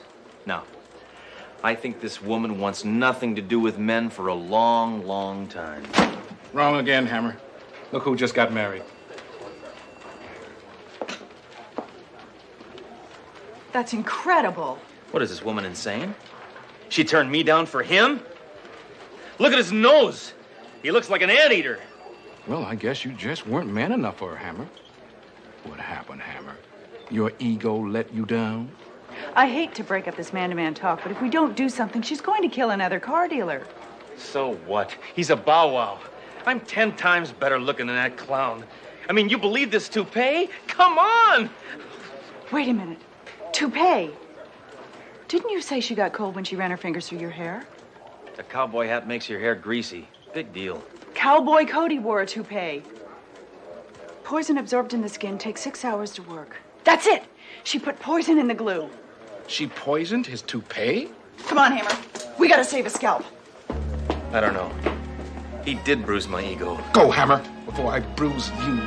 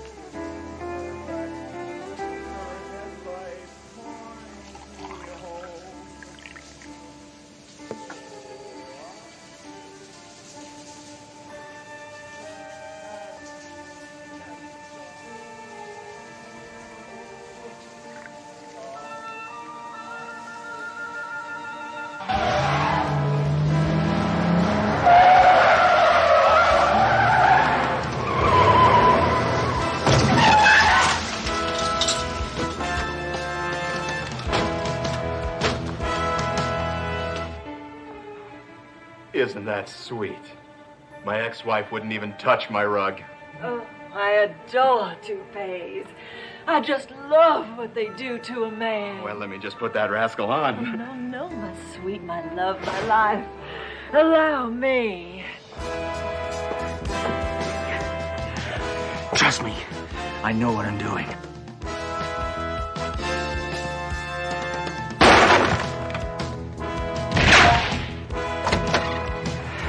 All right, Mrs. Maggot. Drop the toupee. Who the blazes are you? Cops, police, flatfoots, John Law, the heat, the man, the fuzz. I think you made your point. We just saved your life, pal. No, you didn't. You just killed a perfectly good toupee. You're gonna get life for this. I'm not worried. I'm sure the jury will be very sympathetic. Oh, yeah? How do you figure? Is it really a crime to rid the world of car dealers?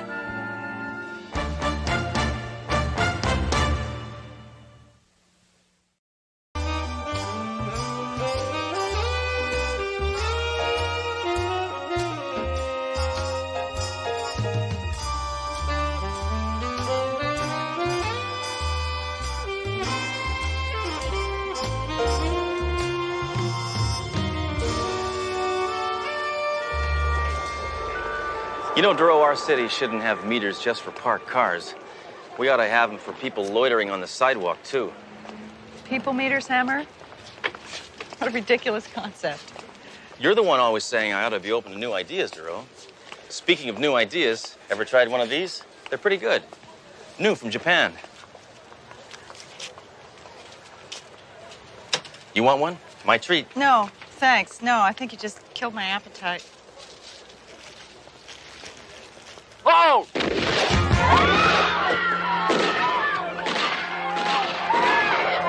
Shoot. Can't even have a sushi dog in peace.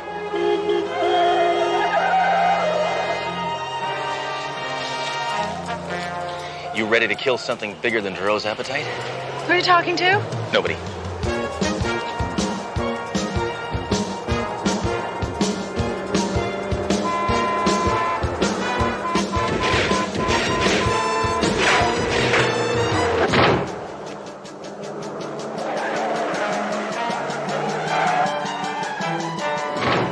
Get off the hood! Come on! I'll get it. I can't see a thing! Get him off the hood!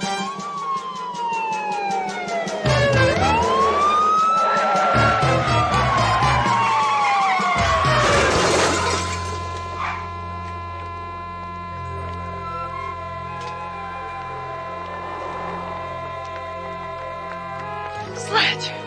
I can't believe that sheer will kept you holding on to that car. It didn't. My sleeve got cut on the windshield wiper.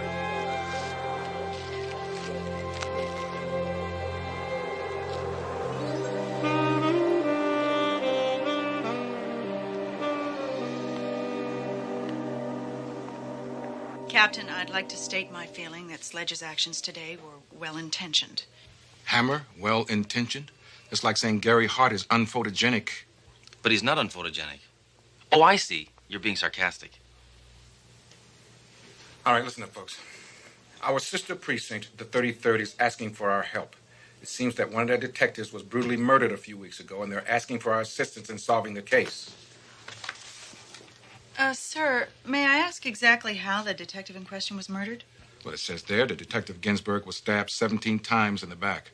Maybe it was a suicide. I mean, he may have been kind of limber and able to...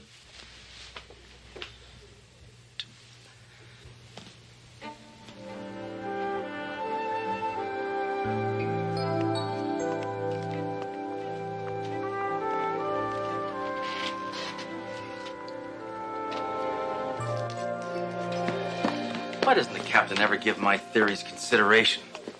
Probably because you're usually wrong. Remember the time you tried to link the Jimmy Hoffa disappearance to the recent Jackson tour? Hey, any guy who wears one glove and walks backwards is not to be trusted. Oh, this is interesting. According to this, the late Detective Ginsburg and you shared one thing in common. He openly refused to be partnered with women. Ginsburg, like you, was a misogynist. Whoa, whoa, whoa, little lady. Just because I gave a guy a back rub once does not make me a misogynist. Sledge, why don't we go to that other precinct tomorrow and conduct some interviews? Meet you here at 8 o'clock. Good masculine thinking, Giroux. You're losing more and more of your femininity every day. It's very attractive. Oh, well, thank you. Try and keep it up. What do you got me?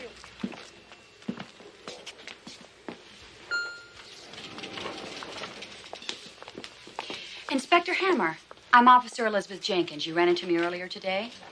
Oh, yeah, right. How's your partner?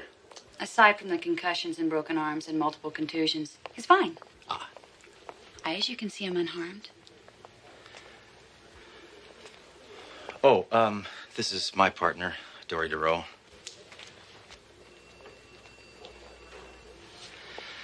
Let me just say, I'm sorry for that little accident this morning. Oh, no apologies are necessary, Inspector. Your actions were completely justified.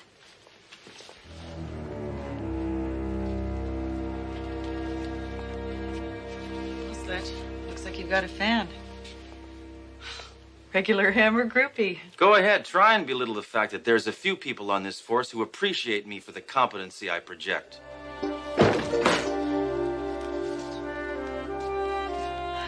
Shut up.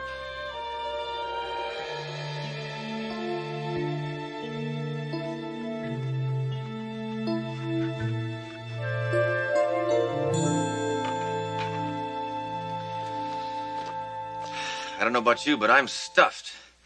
What do you say we take a look at some of those videos I rented?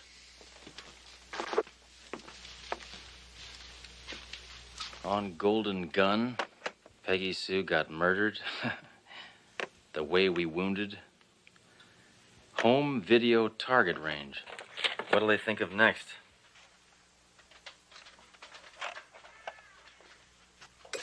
Shoot me. Shoot me. Shoot me. Shoot me. Remind me not to rent that one again. It's too expensive.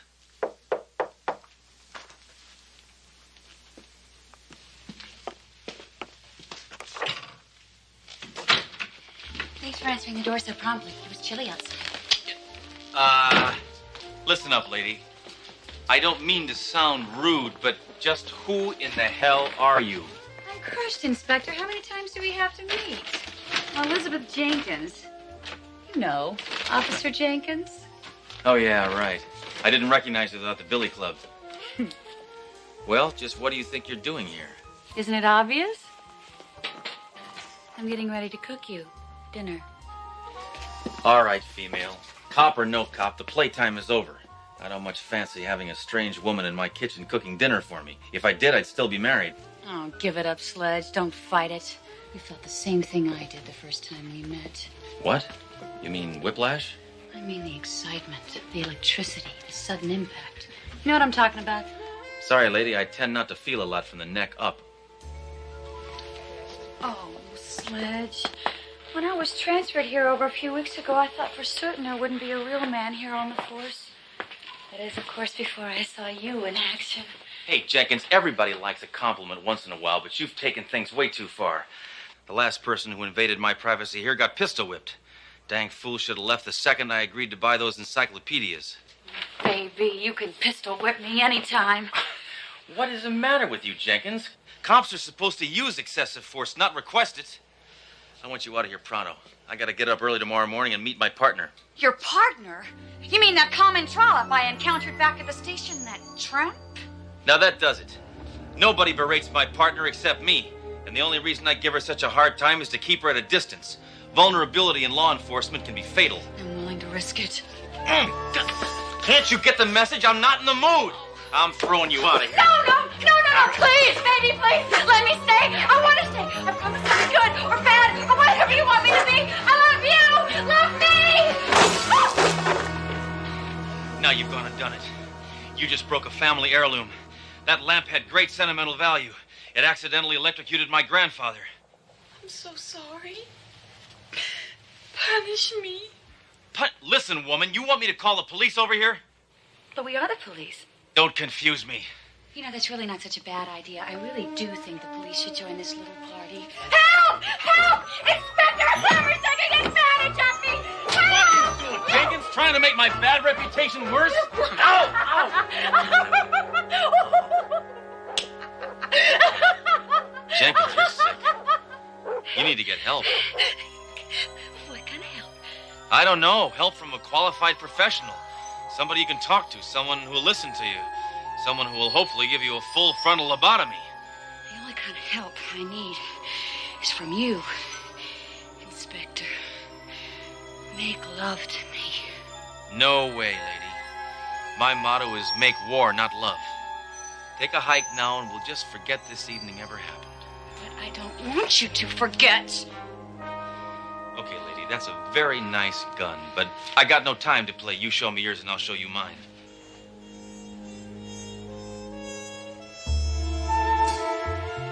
All right, I admit it. Beautiful. Thanks. Not you, the gun. That .38 is a gorgeous weapon. Don't you understand? I come here to pledge my undying allegiance. I would have blindly obeyed any command you gave me. Stop quoting Oliver North and give me that gun.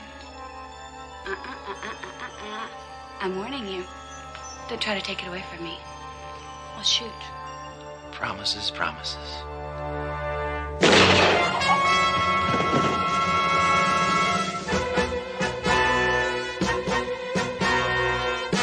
Hey, did I just hear a gunshot?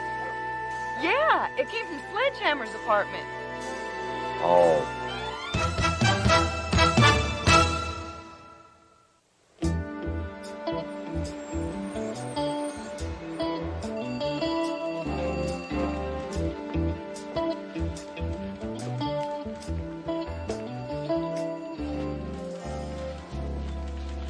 Doro? What are you doing here this early?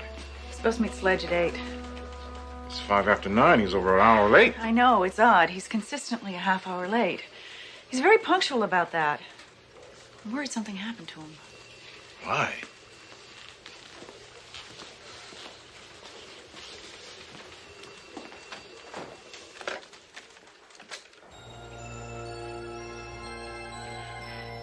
Ooh.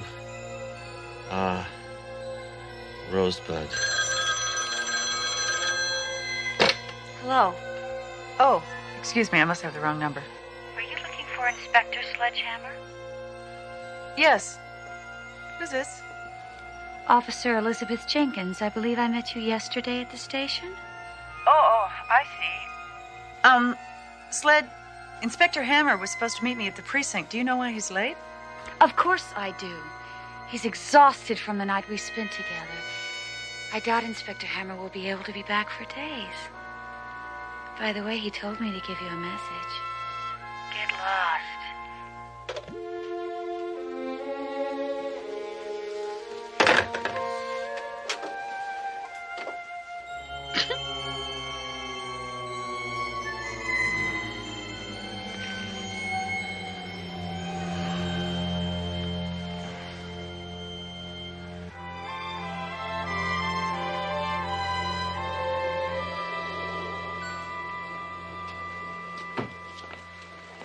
Mayjoy, you wouldn't believe what happened to me last night. Oh, I'd believe it. And it makes me sick to my stomach, you degenerate.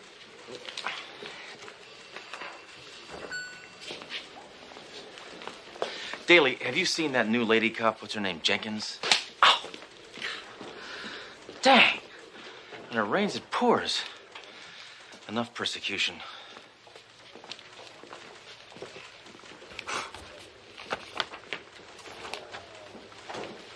Darrow, am I glad to see you? I had a nightmare last night, and I was awake for it. As you can see, I'm busy. The Ginsburg case, remember? Wait just a momento. What is it with everybody today? They're treating me like I'm the lowest species on Earth. Like I'm the latest Democratic hopeful. Sledge, everyone's heard about what you supposedly did last night. They think it's horrible. I find it surprising and sad. I honestly thought I knew you better. So did I. I have no idea what the heck you're talking about. More importantly, I gotta find that Jenkins broad. She's dangerous. Hammer, in my office, right this second.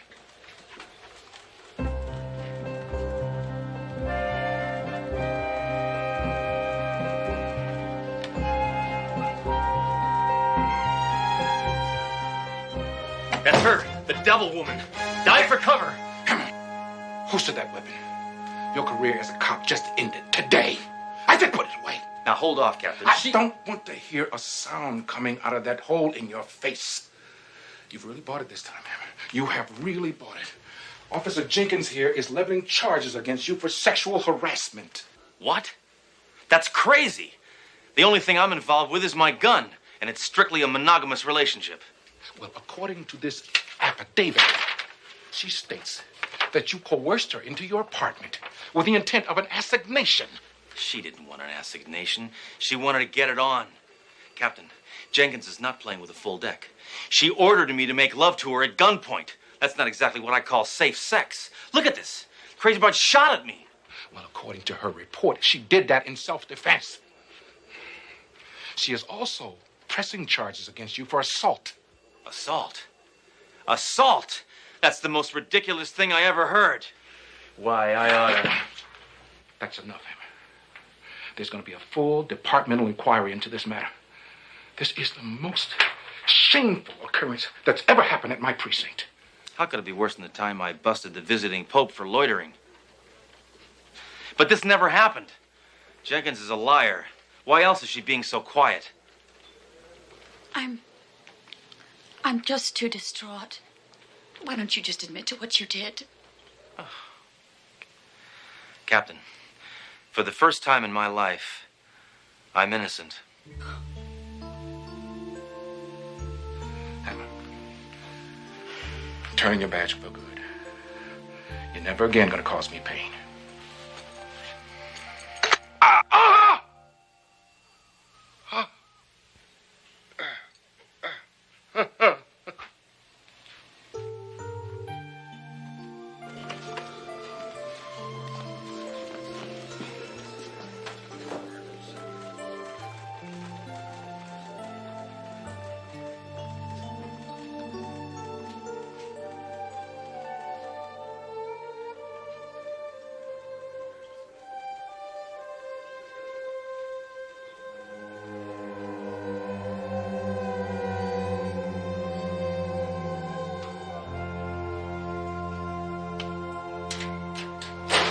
You know, when someone stands to make an accusation, then the accuser should be able to stand a little scrutiny.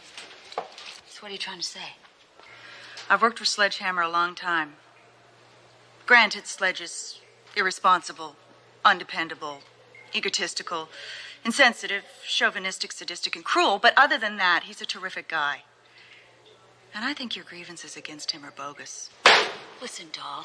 My 3 weeks at this precinct have been an ordeal, and don't you try to make it any worse.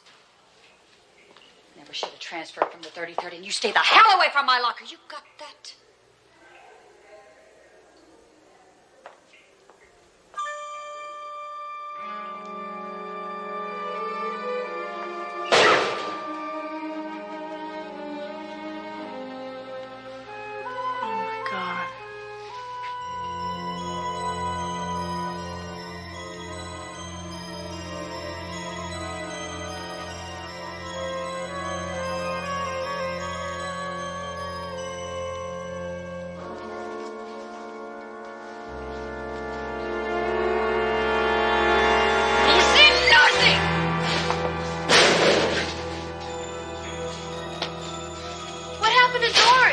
Oh, she's all right. She fainted. I'm taking her outside to get some air. Oh, my God, what made her faint? She heard Moonlighting was in a rerun tonight.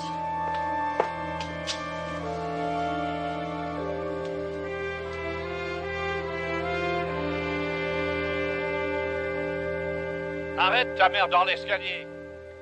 Arrête de mer de l'escalier. Means stop looking at me that way, or I'll throw your mother down the stairs. And once again, arrête ta mère dans l'escalier. Yellow. Inspector, hi. I've got your slut of a partner over here with me. Why don't you come over to my house, 1153 Oceanic Drive, and we'll play. Or else.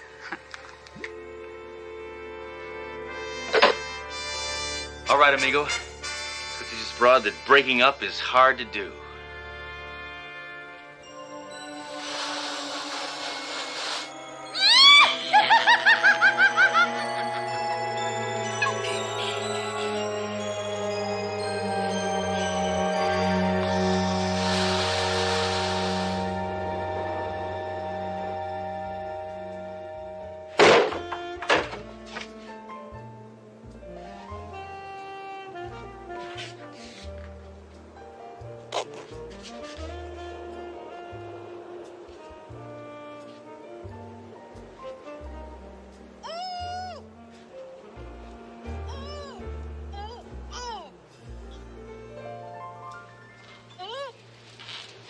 This never would have happened if you had been born a man, Duroc.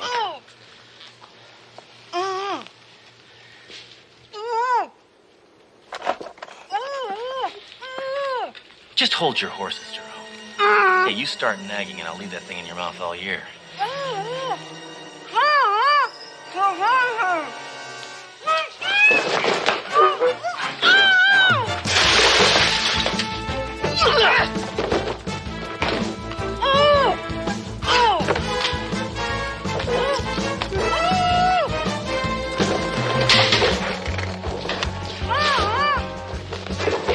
Are you insane? Yes.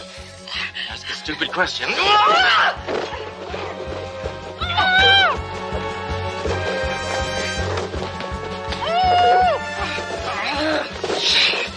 Jenkins, you need to see a special kind of psychiatrist. What kind? The kind that's licensed to kill their patients.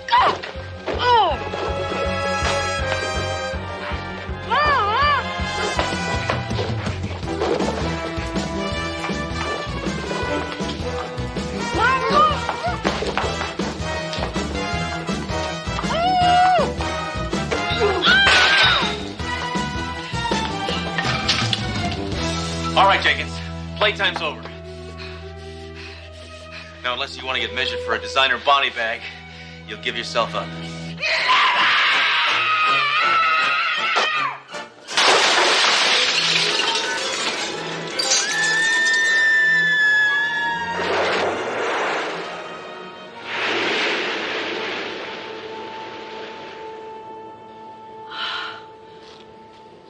Sledge.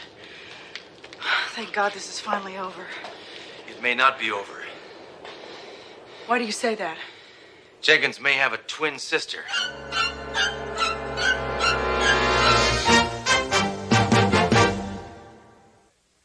The following tag was shot in black and white, then artificially recolored. We promise you will not be able to see the difference. According to our findings, Elizabeth Jenkins escaped 6 months ago from a home. You mean a home? That is correct. And apparently, while there, she became obsessed with TV police shows. Upon escaping, Jenkins used falsified records to enroll herself in the police academy. Huh. So after being stationed at the 33rd, she naturally fixated on a cliched macho cop like Ginsburg. And when he rejected her psychotic advances, she killed him. That's right. And then transferred here, where another similar murder almost occurred. Hold it. You two expect me to believe that somebody with serious mental problems was able to slip through our screening process and become a cop? How could something as obscene as that happen? That's not the question, Hammer. The question is, how could it have happened again?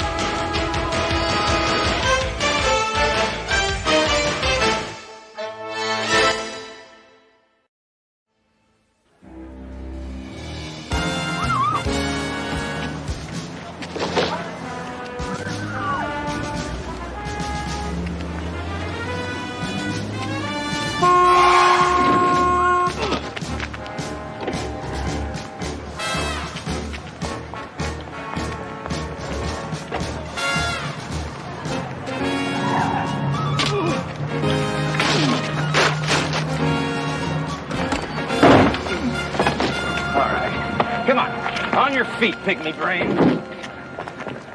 You almost blew it, Grandma. Didn't expect him to knock me down. Guess I'm starting to show my age. Just settle down, mutant. Stealing purses from little old ladies ought to get you the chair. Get in, Duro.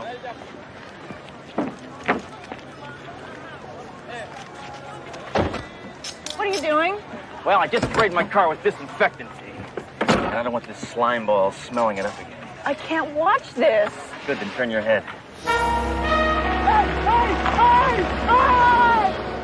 Assault. Battery. Mayhem. Brutality. The criminal element is totally out of control, sir. These charges are against you. You, nobody else. Couldn't you just... You were 2 blocks away from the station house. Did you have to drag the men all over the freeway system? I wanted to give him time to reflect. Captain, I have to apologize. I tried to stop Sledge, but... Don't try to shift the blame, Doro. The commissioner has asked me to take your badges. You're on 6 months suspension, both of you. Oh, don't drag her into this. It wasn't her fault. Besides, she's just a girl. 6 months? How about 12 months? Why don't you make me a guard on death row? Get out. No money for 6 months. I'm already behind in my car payments. My gun is gonna rust.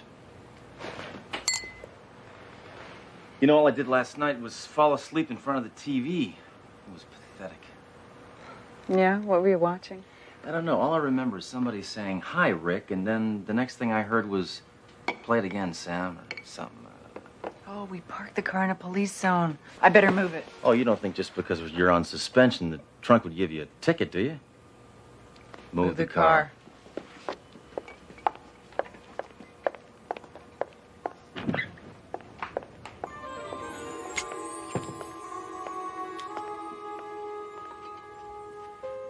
I thought you had some smarts, Hammer. Where'd you come from? The little lady that just ankled out of here with the gray gams, she yours? Gams? Yeah, gams, you know. Pins, legs, smooth, long, classy looking. She's like a breath of fresh air in this stagnant world of ours.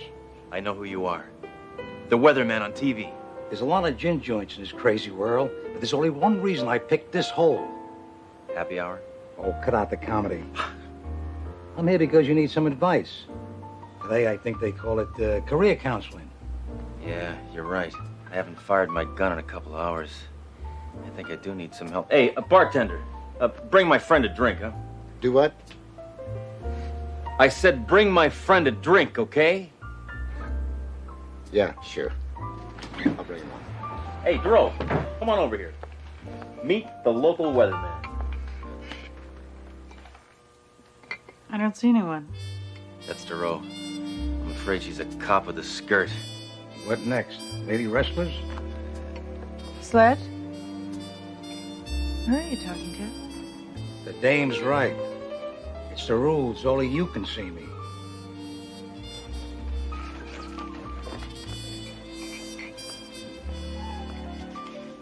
Look, drink junkie. Do you see a guy in a trench coat standing over there?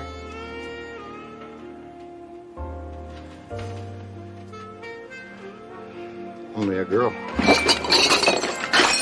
It's a guy. Sure, it's a guy. I see him. Anything you say. Duro, I'm afraid you're really stressed out. I think you should sleep through suspension. What do you mean I'm stressed? You're talking to an empty bar stool. We're both uptight. Let's get out of here.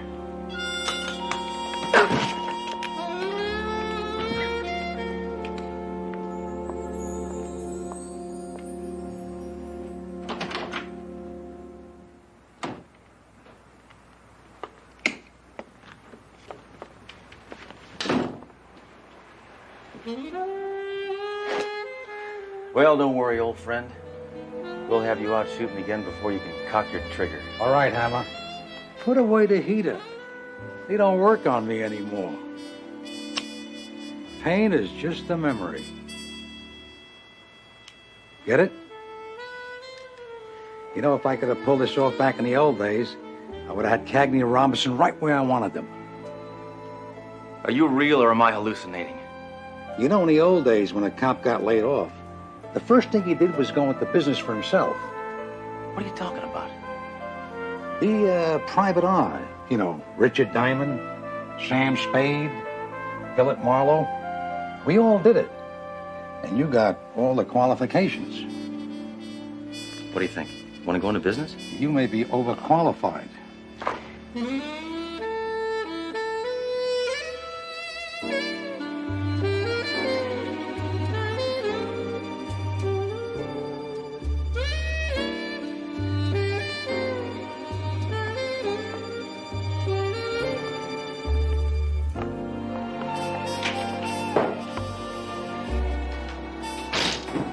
Any calls? 3. 2 wrong numbers and an offer to cater a bar mitzvah. I told them no, no, and maybe. New hairdo? Yes. This is what happens when I can't afford my regular hairdresser. Look, just remember, if you don't look good, we don't look good. Nice outfit. Now, that's the first time you've looked like a real girl. Yeah, well, if I don't get my hair fixed, I'll need a guide dog.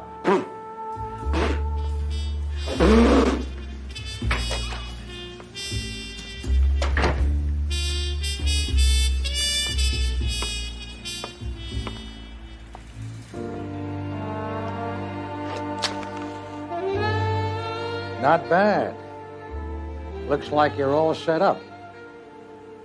That's a good-looking dame you got out there. Why don't you buy her some cheap perfume and take her out for some spaghetti? Hey, I'm broke, remember? Yeah, well, what you need now is a dame in danger. So far, all I got out of this is pocket lint. That's about the change. There's a client here? There is? Yeah, says she's Mrs. Emily Carstairs. Send her in. Who is she? What a woman. If ever there was a dame in danger, she's it. She ain't Lauren Bacall, but she's close. Mr. Hammer. Mr. Sledge Hammer. The same. Can I take your coat? Well, I'm sorry, but I'm naked underneath. Then I insist on taking your coat. You're cute. But, I just came from posing for the life drawing class at the university. Just doing my part for higher education. Makes me want to go back to school. Get to it. I can't do that. I just met her. No, I mean, find out what the caper is. Right, right. Are you talking to someone? No. I was mumbling. So, what makes you think you need a private eye, Mrs. Carstairs? My husband's body was found washed up on the beach. He'd been lying there for a week. So I guess he was dead, right? I kicked actors out of my movies for saying stupid things like that. Just ask her how her husband was killed. He'd been strangled with seaweed. I was just going to ask you that. Sounds fishy to me. If he was lying on a beach for a week... Yeah, how come nobody said anything? About what? Oh, come on, Mrs. Carstairs. How could your husband be lying dead on a beach for a week and yet not one person reported it? Well, he had such a great tan that nobody noticed him. Aha.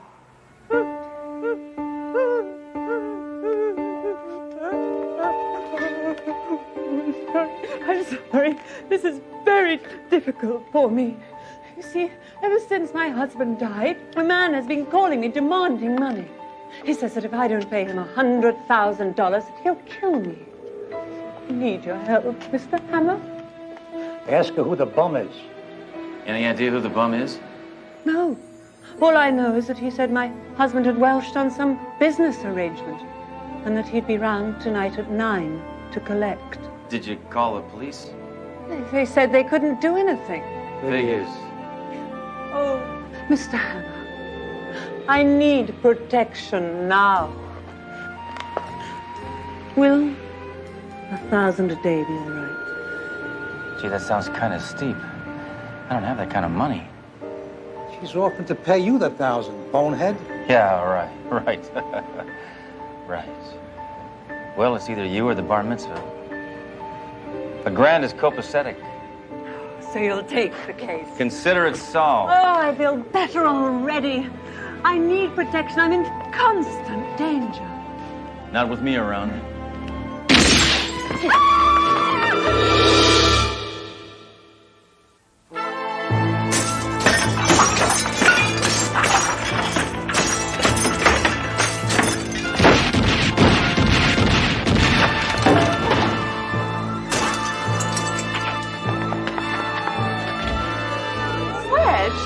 You hit the ERA sign across the street. Good. Then I didn't waste any bullets. We gotta get over to your place. I'm going with you. Girl Friday's staying in the office. Yeah. You stay here, Duro. I can take care of this. Go into the other room and fix your hair. I don't want you bumping into things.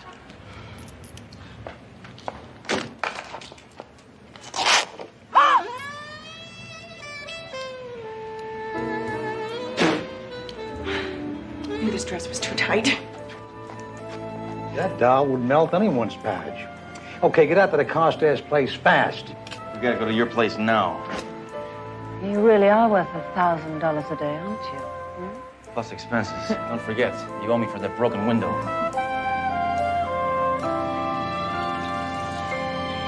I get the feeling the only thing you've ever done for a living is inherit. Take it easy. She's only a flake off the upper crust. Quite a place you got here. Oh, this is only my guest house. My main house is being repaired. Oh, what happened? A jet crashed into it while you were landing on your private runway? How did you know? May I get you a drink? No, I never drink when I'm on duty. But then I'm on suspension. Well, do help yourself. The bar's over there. I'm just going to sip into something more cliched.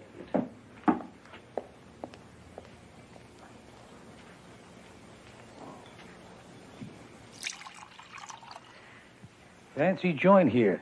I bet she even wallpapers the inside of the refrigerator.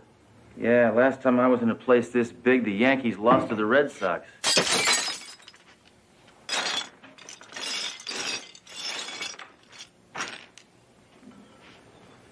How do people afford places like this? She picked it up cheap from Jim and Tabby Baker. Somebody's coming.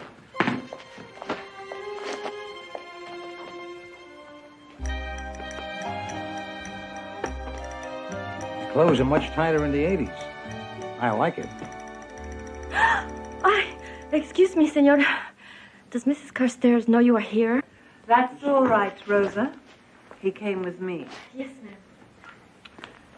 Oh, Mr. Hammer. You didn't get yourself a drink. Allow me. Vodka on the rocks, half a twist, shaken, not stirred. Am I right? Ah, that's that limey jerk. I'm a beer-drinking hombre. Root beer. Over here, Hammer. You're not looking cool enough. While you're strolling around, it's a nice touch to eat some fruit. Good image.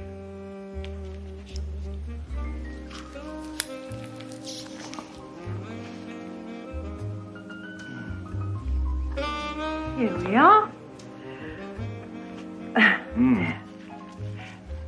Mr. Hammer, why are you eating a wax apple? Why am I eating a wax apple? You're on your own with that one, pal. You know, I can't thank you enough for taking this case. Hey, what's wrong with your fish? Oh, well, Henry had them gold-plated. It was a nice idea, but they sank.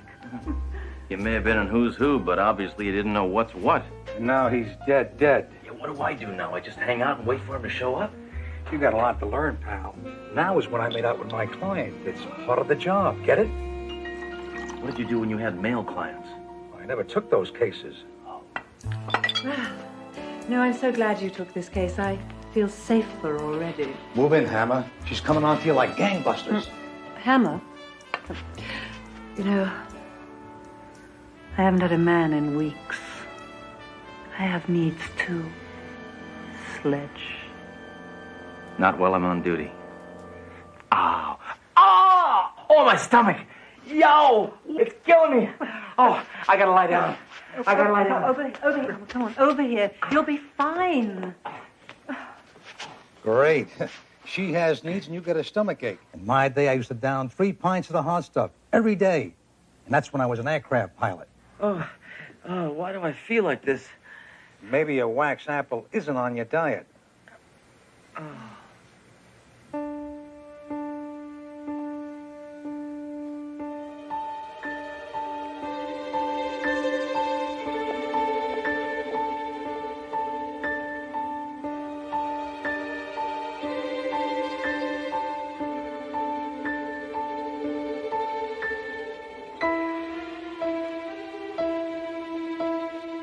Hammer. Hammer, get up. The creep's here. Come on, get a hold of yourself. You have had more than enough time. My patience is running out. You know how to take the camera. Don't speak on me, baby. I'm no lawyer. I'm going to speak on me. I'm going to Shut up! Shut up yourself. You movies that money, and I'm going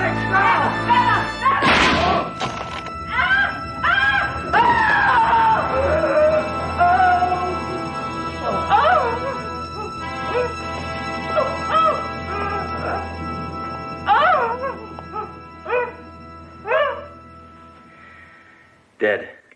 I had to do it. He was going to kill me. You know this man? It's my attorney. That grating. Where'd you get the gun? It's my husband's. Well, if you had a gun, why did you hire me? Didn't know if I could kill anyone. Now you know. Hold it, Hammer. Make sure she knows you don't give refunds.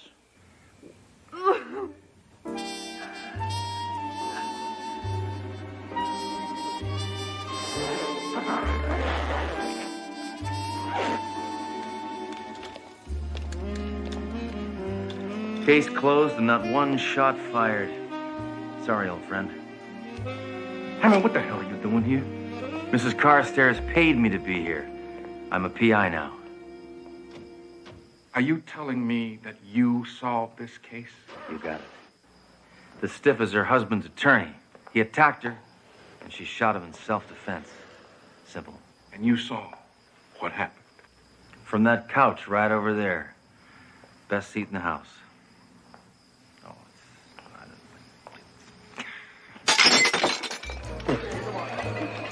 I'm very proud of you, Sledge.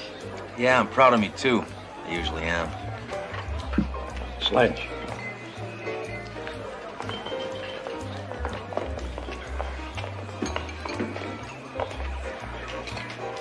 Did all right, didn't I? I think you're a sap. A sap? What are you talking about? Look, you gun-happy freak. Don't you think it's a little strange that you pass out just when Mrs. Carstairs shoots the one man who's a suspect? Happens every week on moonlighting. Cut out the baloney. You've got to get back to the Carstairs house and slap her around a little bit. That sounds good to me. And find out what really happened. What about her? We'll be back before she can comb her hair.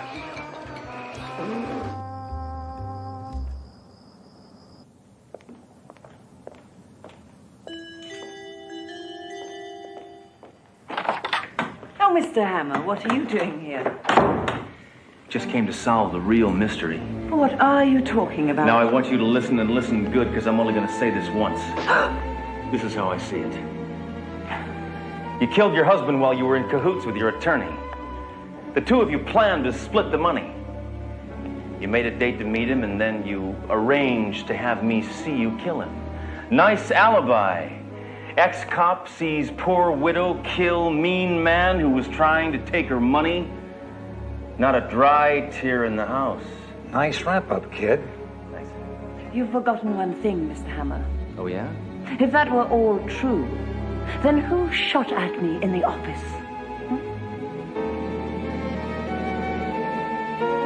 Who shot at her?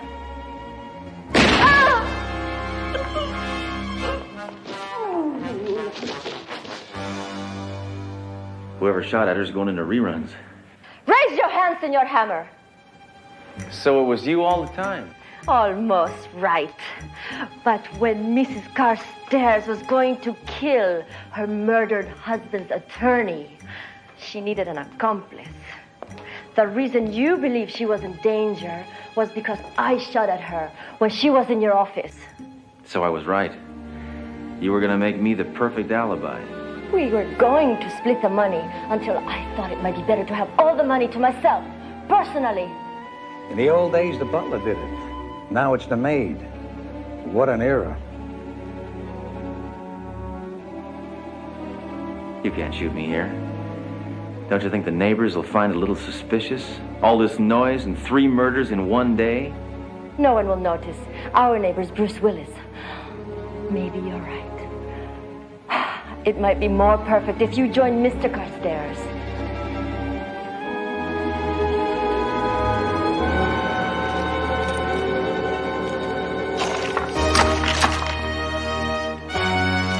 Adios, Senor Hammer.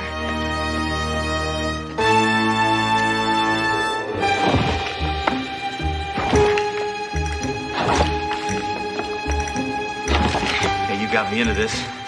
How about a little help? Going loco already, huh? It does not become you, Senor Hammer. I like to help you, pal, but you're forgetting the rules. I'm not here, remember? Well, we've been through a lot together. This is no time to bail out. Come on, I need some help.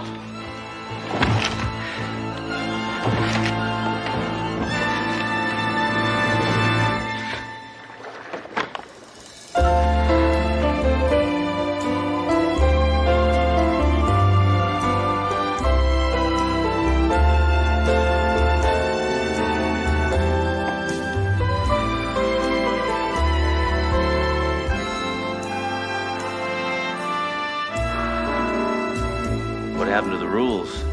Rules are made to be broken. But don't you think you ought to tie her up or something? Are you kidding? She's not going anywhere. After that kiss, she may never move again. Here's looking at you, kid. Hey, that's my line.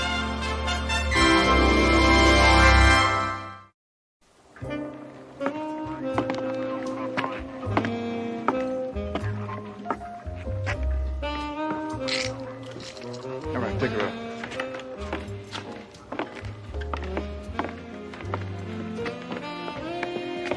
That maid could have used me for fish bait. Weren't you a little late? Stuck at the beauty parlor. How'd you know I was here? Just a wild guess. Hammer, I never thought I'd say these words. You're back on the force. I know. The commissioner needed me, right? No. You found out you're even more dangerous as a private eye. Laurel, come on.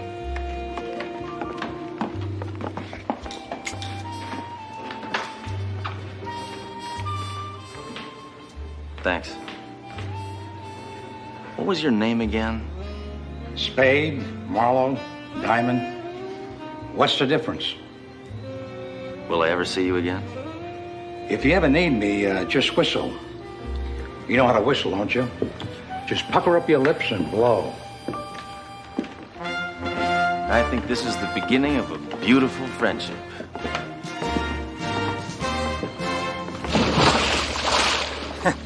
I should have told him he can't walk on water until he's up here with me.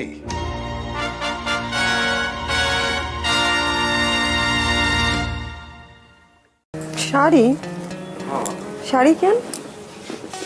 আমি কি তোরে কিছু দিতে পারি না? এমনি করে টাকা খরচ করলে টাকা জমাইবা কেমনে? দূর, একটা শাড়ির আর কতই দাম। শাড়িটা কিন্তু সুন্দর আছে। আচ্ছা, একটু পরে দেখা না। আরেকদিন পরবো। কি কস? পর না, তোরা অনেকদিন শাড়িতে দেখি না। রাবেয়া, রাবেয়া, খুলতেছি।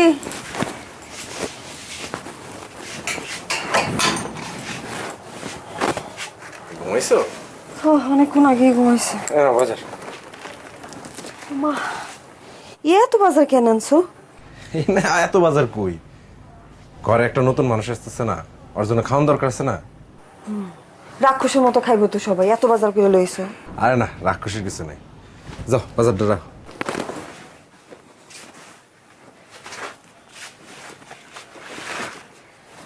আমি চিন্তা করছি কি, ধার কর্জ করে হইলেও টাকা পয়সা জমা একটা সেকেন্ড হ্যান্ড মোটরসাইকেল কিনবো।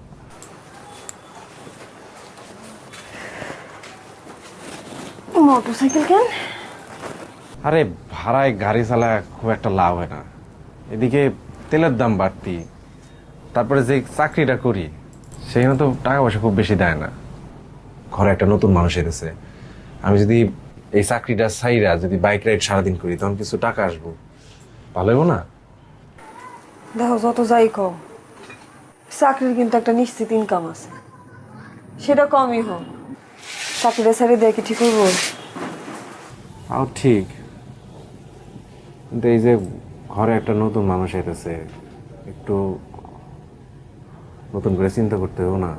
টাকা পয়সা লাগবে তো। জানি না, সেটা করো ভাইবে চিন্তা কইরো। আচ্ছা তুমি অত চিন্তা করো না, এটা তো এখনই কিনতেছি না, টাকা জমাতেও তো একটা সময় লাগবে, তাও ধরো 6-7 মাস তো লাগবেই। তারপরে রফিকরে কইছি যে যখন মোটরসাইকেল কিনবো তখন কিছু টাকা ধার দিতে, ও রাজি হয়েছে, মিলাঝুলা একটা কিছু হইব। আচ্ছা বাদ দাও, এই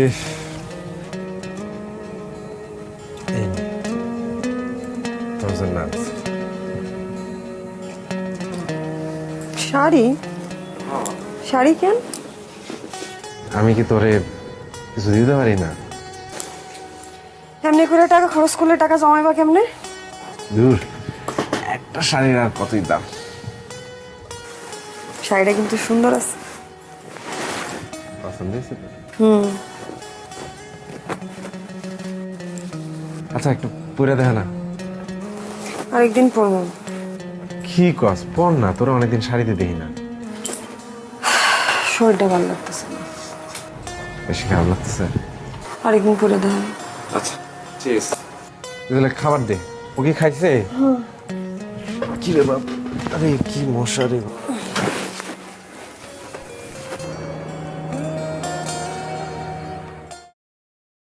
আপনি এখান থেকে চলে যান।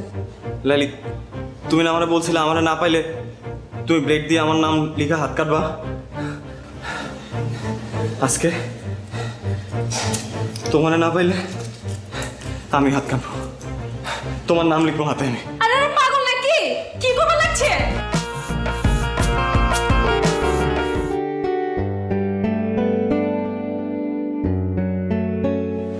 লাইলি, তোমার সাথে একটু কথা ছিল। আপনার সাথে কোনো কথা বলবেন না। Hi Laili. Laili please 1 minute. আপনি বুঝতেছেন না কেন ভাইয়া? বলছি না ও কথা বলবে না। 2 দিন পর ওর বিয়ে, ওর মতো থাকতে দেন। লাইলি, আমার ভুল হয়েছে, আমি আমার ভুল বুঝতে পারছি। দেখো গত কয়েকদিন ধরে আমি কিচ্ছু করতে পারছি না, না পারতেছি ঘুমাইতে, না পারতেছি কিছু করতে। আমি তোমার সাথে অনেকবার দেখা করতে চাইছি, আমি পারি নাই, আমাকে দেখা করতে দেয়া হয় নাই। আমি তোমাকে ভালোবাসি লাইলি। আপনি হাঁচে আমার ভালোবাসেন? নিজের থেকেও বেশি। তাহলে আমি যা কমু তা শুনবেন? অবশ্যই। কি করতে হবে বলো? আপনি আমার পিছন পিছন ঘোরা বন্ধ করে দিবেন। লাইলি কি বলতেছে এসব? আপনি তো আমারে কইছেন আমি আমার ইজ্জত খোয়াইছি, লগে আমার পরিবারের ইজ্জতও খোয়াইছি। আমার আব্বাই ছেলে পক্ষের কথা দিয়ে দিচ্ছে। আব্বারে তো আর ছোট করুন না, নিজেরে যথেষ্ট ছোট করছি। আব্বার ইজ্জতে কোনো দাগ দেব না।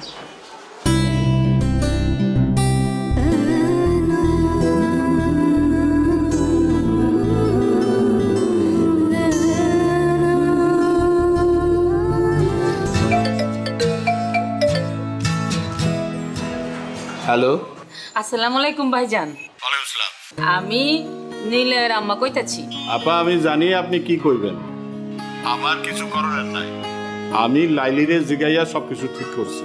ভাইজান কইতেছিলাম কি, আপনি লাইলির বাবা, দিন শেষে আপনার মেয়ে সুখটা আপনার কাছে বড়। কিন্তু ভাইজান লাইলি আমার পোলাটারে ভালোবাসে, আমার পোলাটাও লাইলিরে ভালোবাসে।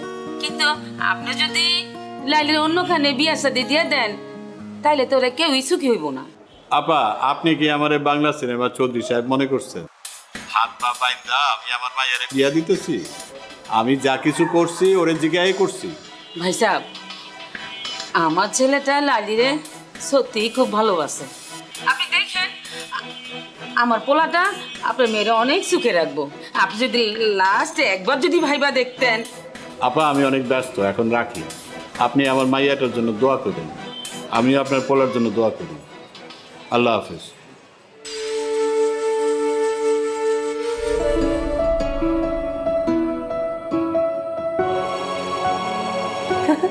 দেখ লাইলির আজ কি সুন্দর লাগতেছে। হ্যাঁ বহুত সুন্দর লাগতেছে। সাইটাগুলো মানাইছে। আরে আপনি এখানে চলেন কিভাবে? বাইগান বাইগান কইতাছি। লাইলি তোমার সাথে একটু কথা ছিল। আপনার সাথে আমার কোনো কথা নাই কা, আপনি এখান থেকে চলে যান।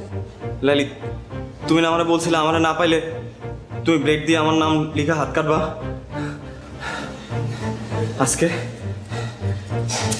তোমারে না পাইলে আমি হাত কাটবো, তোমার নাম লিখবো হাতে এনে। আরে পাগল নাকি? কি করবে লাগছে? এনে কি আছে?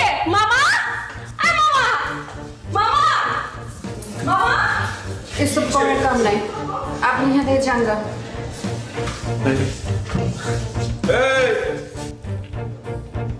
এই চাংরা পোলা, এত ড্রামা শুরু করছো কে? পুলিশ ডাকো। আপনি যারে খুশি তারে ডাকেন মামা, আমি লাইলির সাথে বাঁচবো না।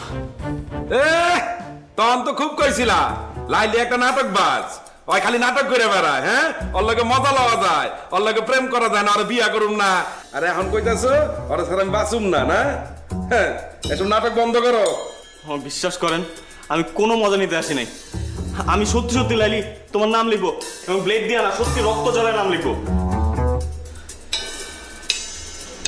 লাইলে তুই রাজি হয়ে যা, না ছেলেটা এরকম পাগলামি করতেছে, আপনার কাইটা লাগবো। এমনি কিন্তু ছেলেটা ভালো আছে, তুই রাজি হইলে সবকিছু ঠিকঠাক হয়ে যাবো। আমি দুলা বাইরে সামলাইতেছি, তুই কোনো চিন্তা করিস না, ঠিক আছে? রাজি আছিস না? আরে রাজি হয়ে যা, আমার না করিস না, ভালো আছে ছেলেটা।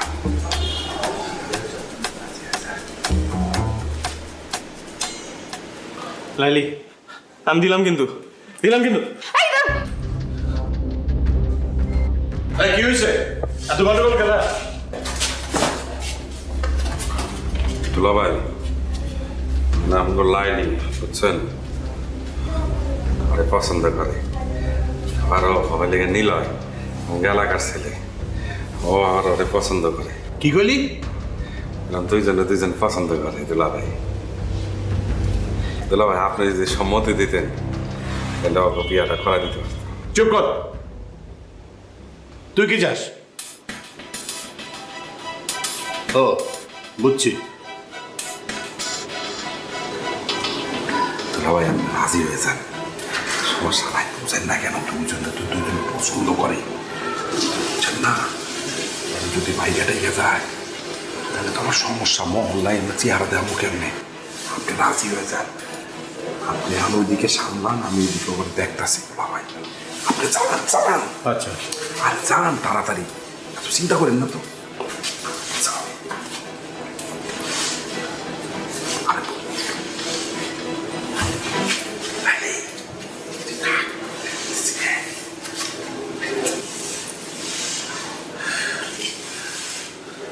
হ্যাঁ কও, নাইলে কিন্তু কাটুন।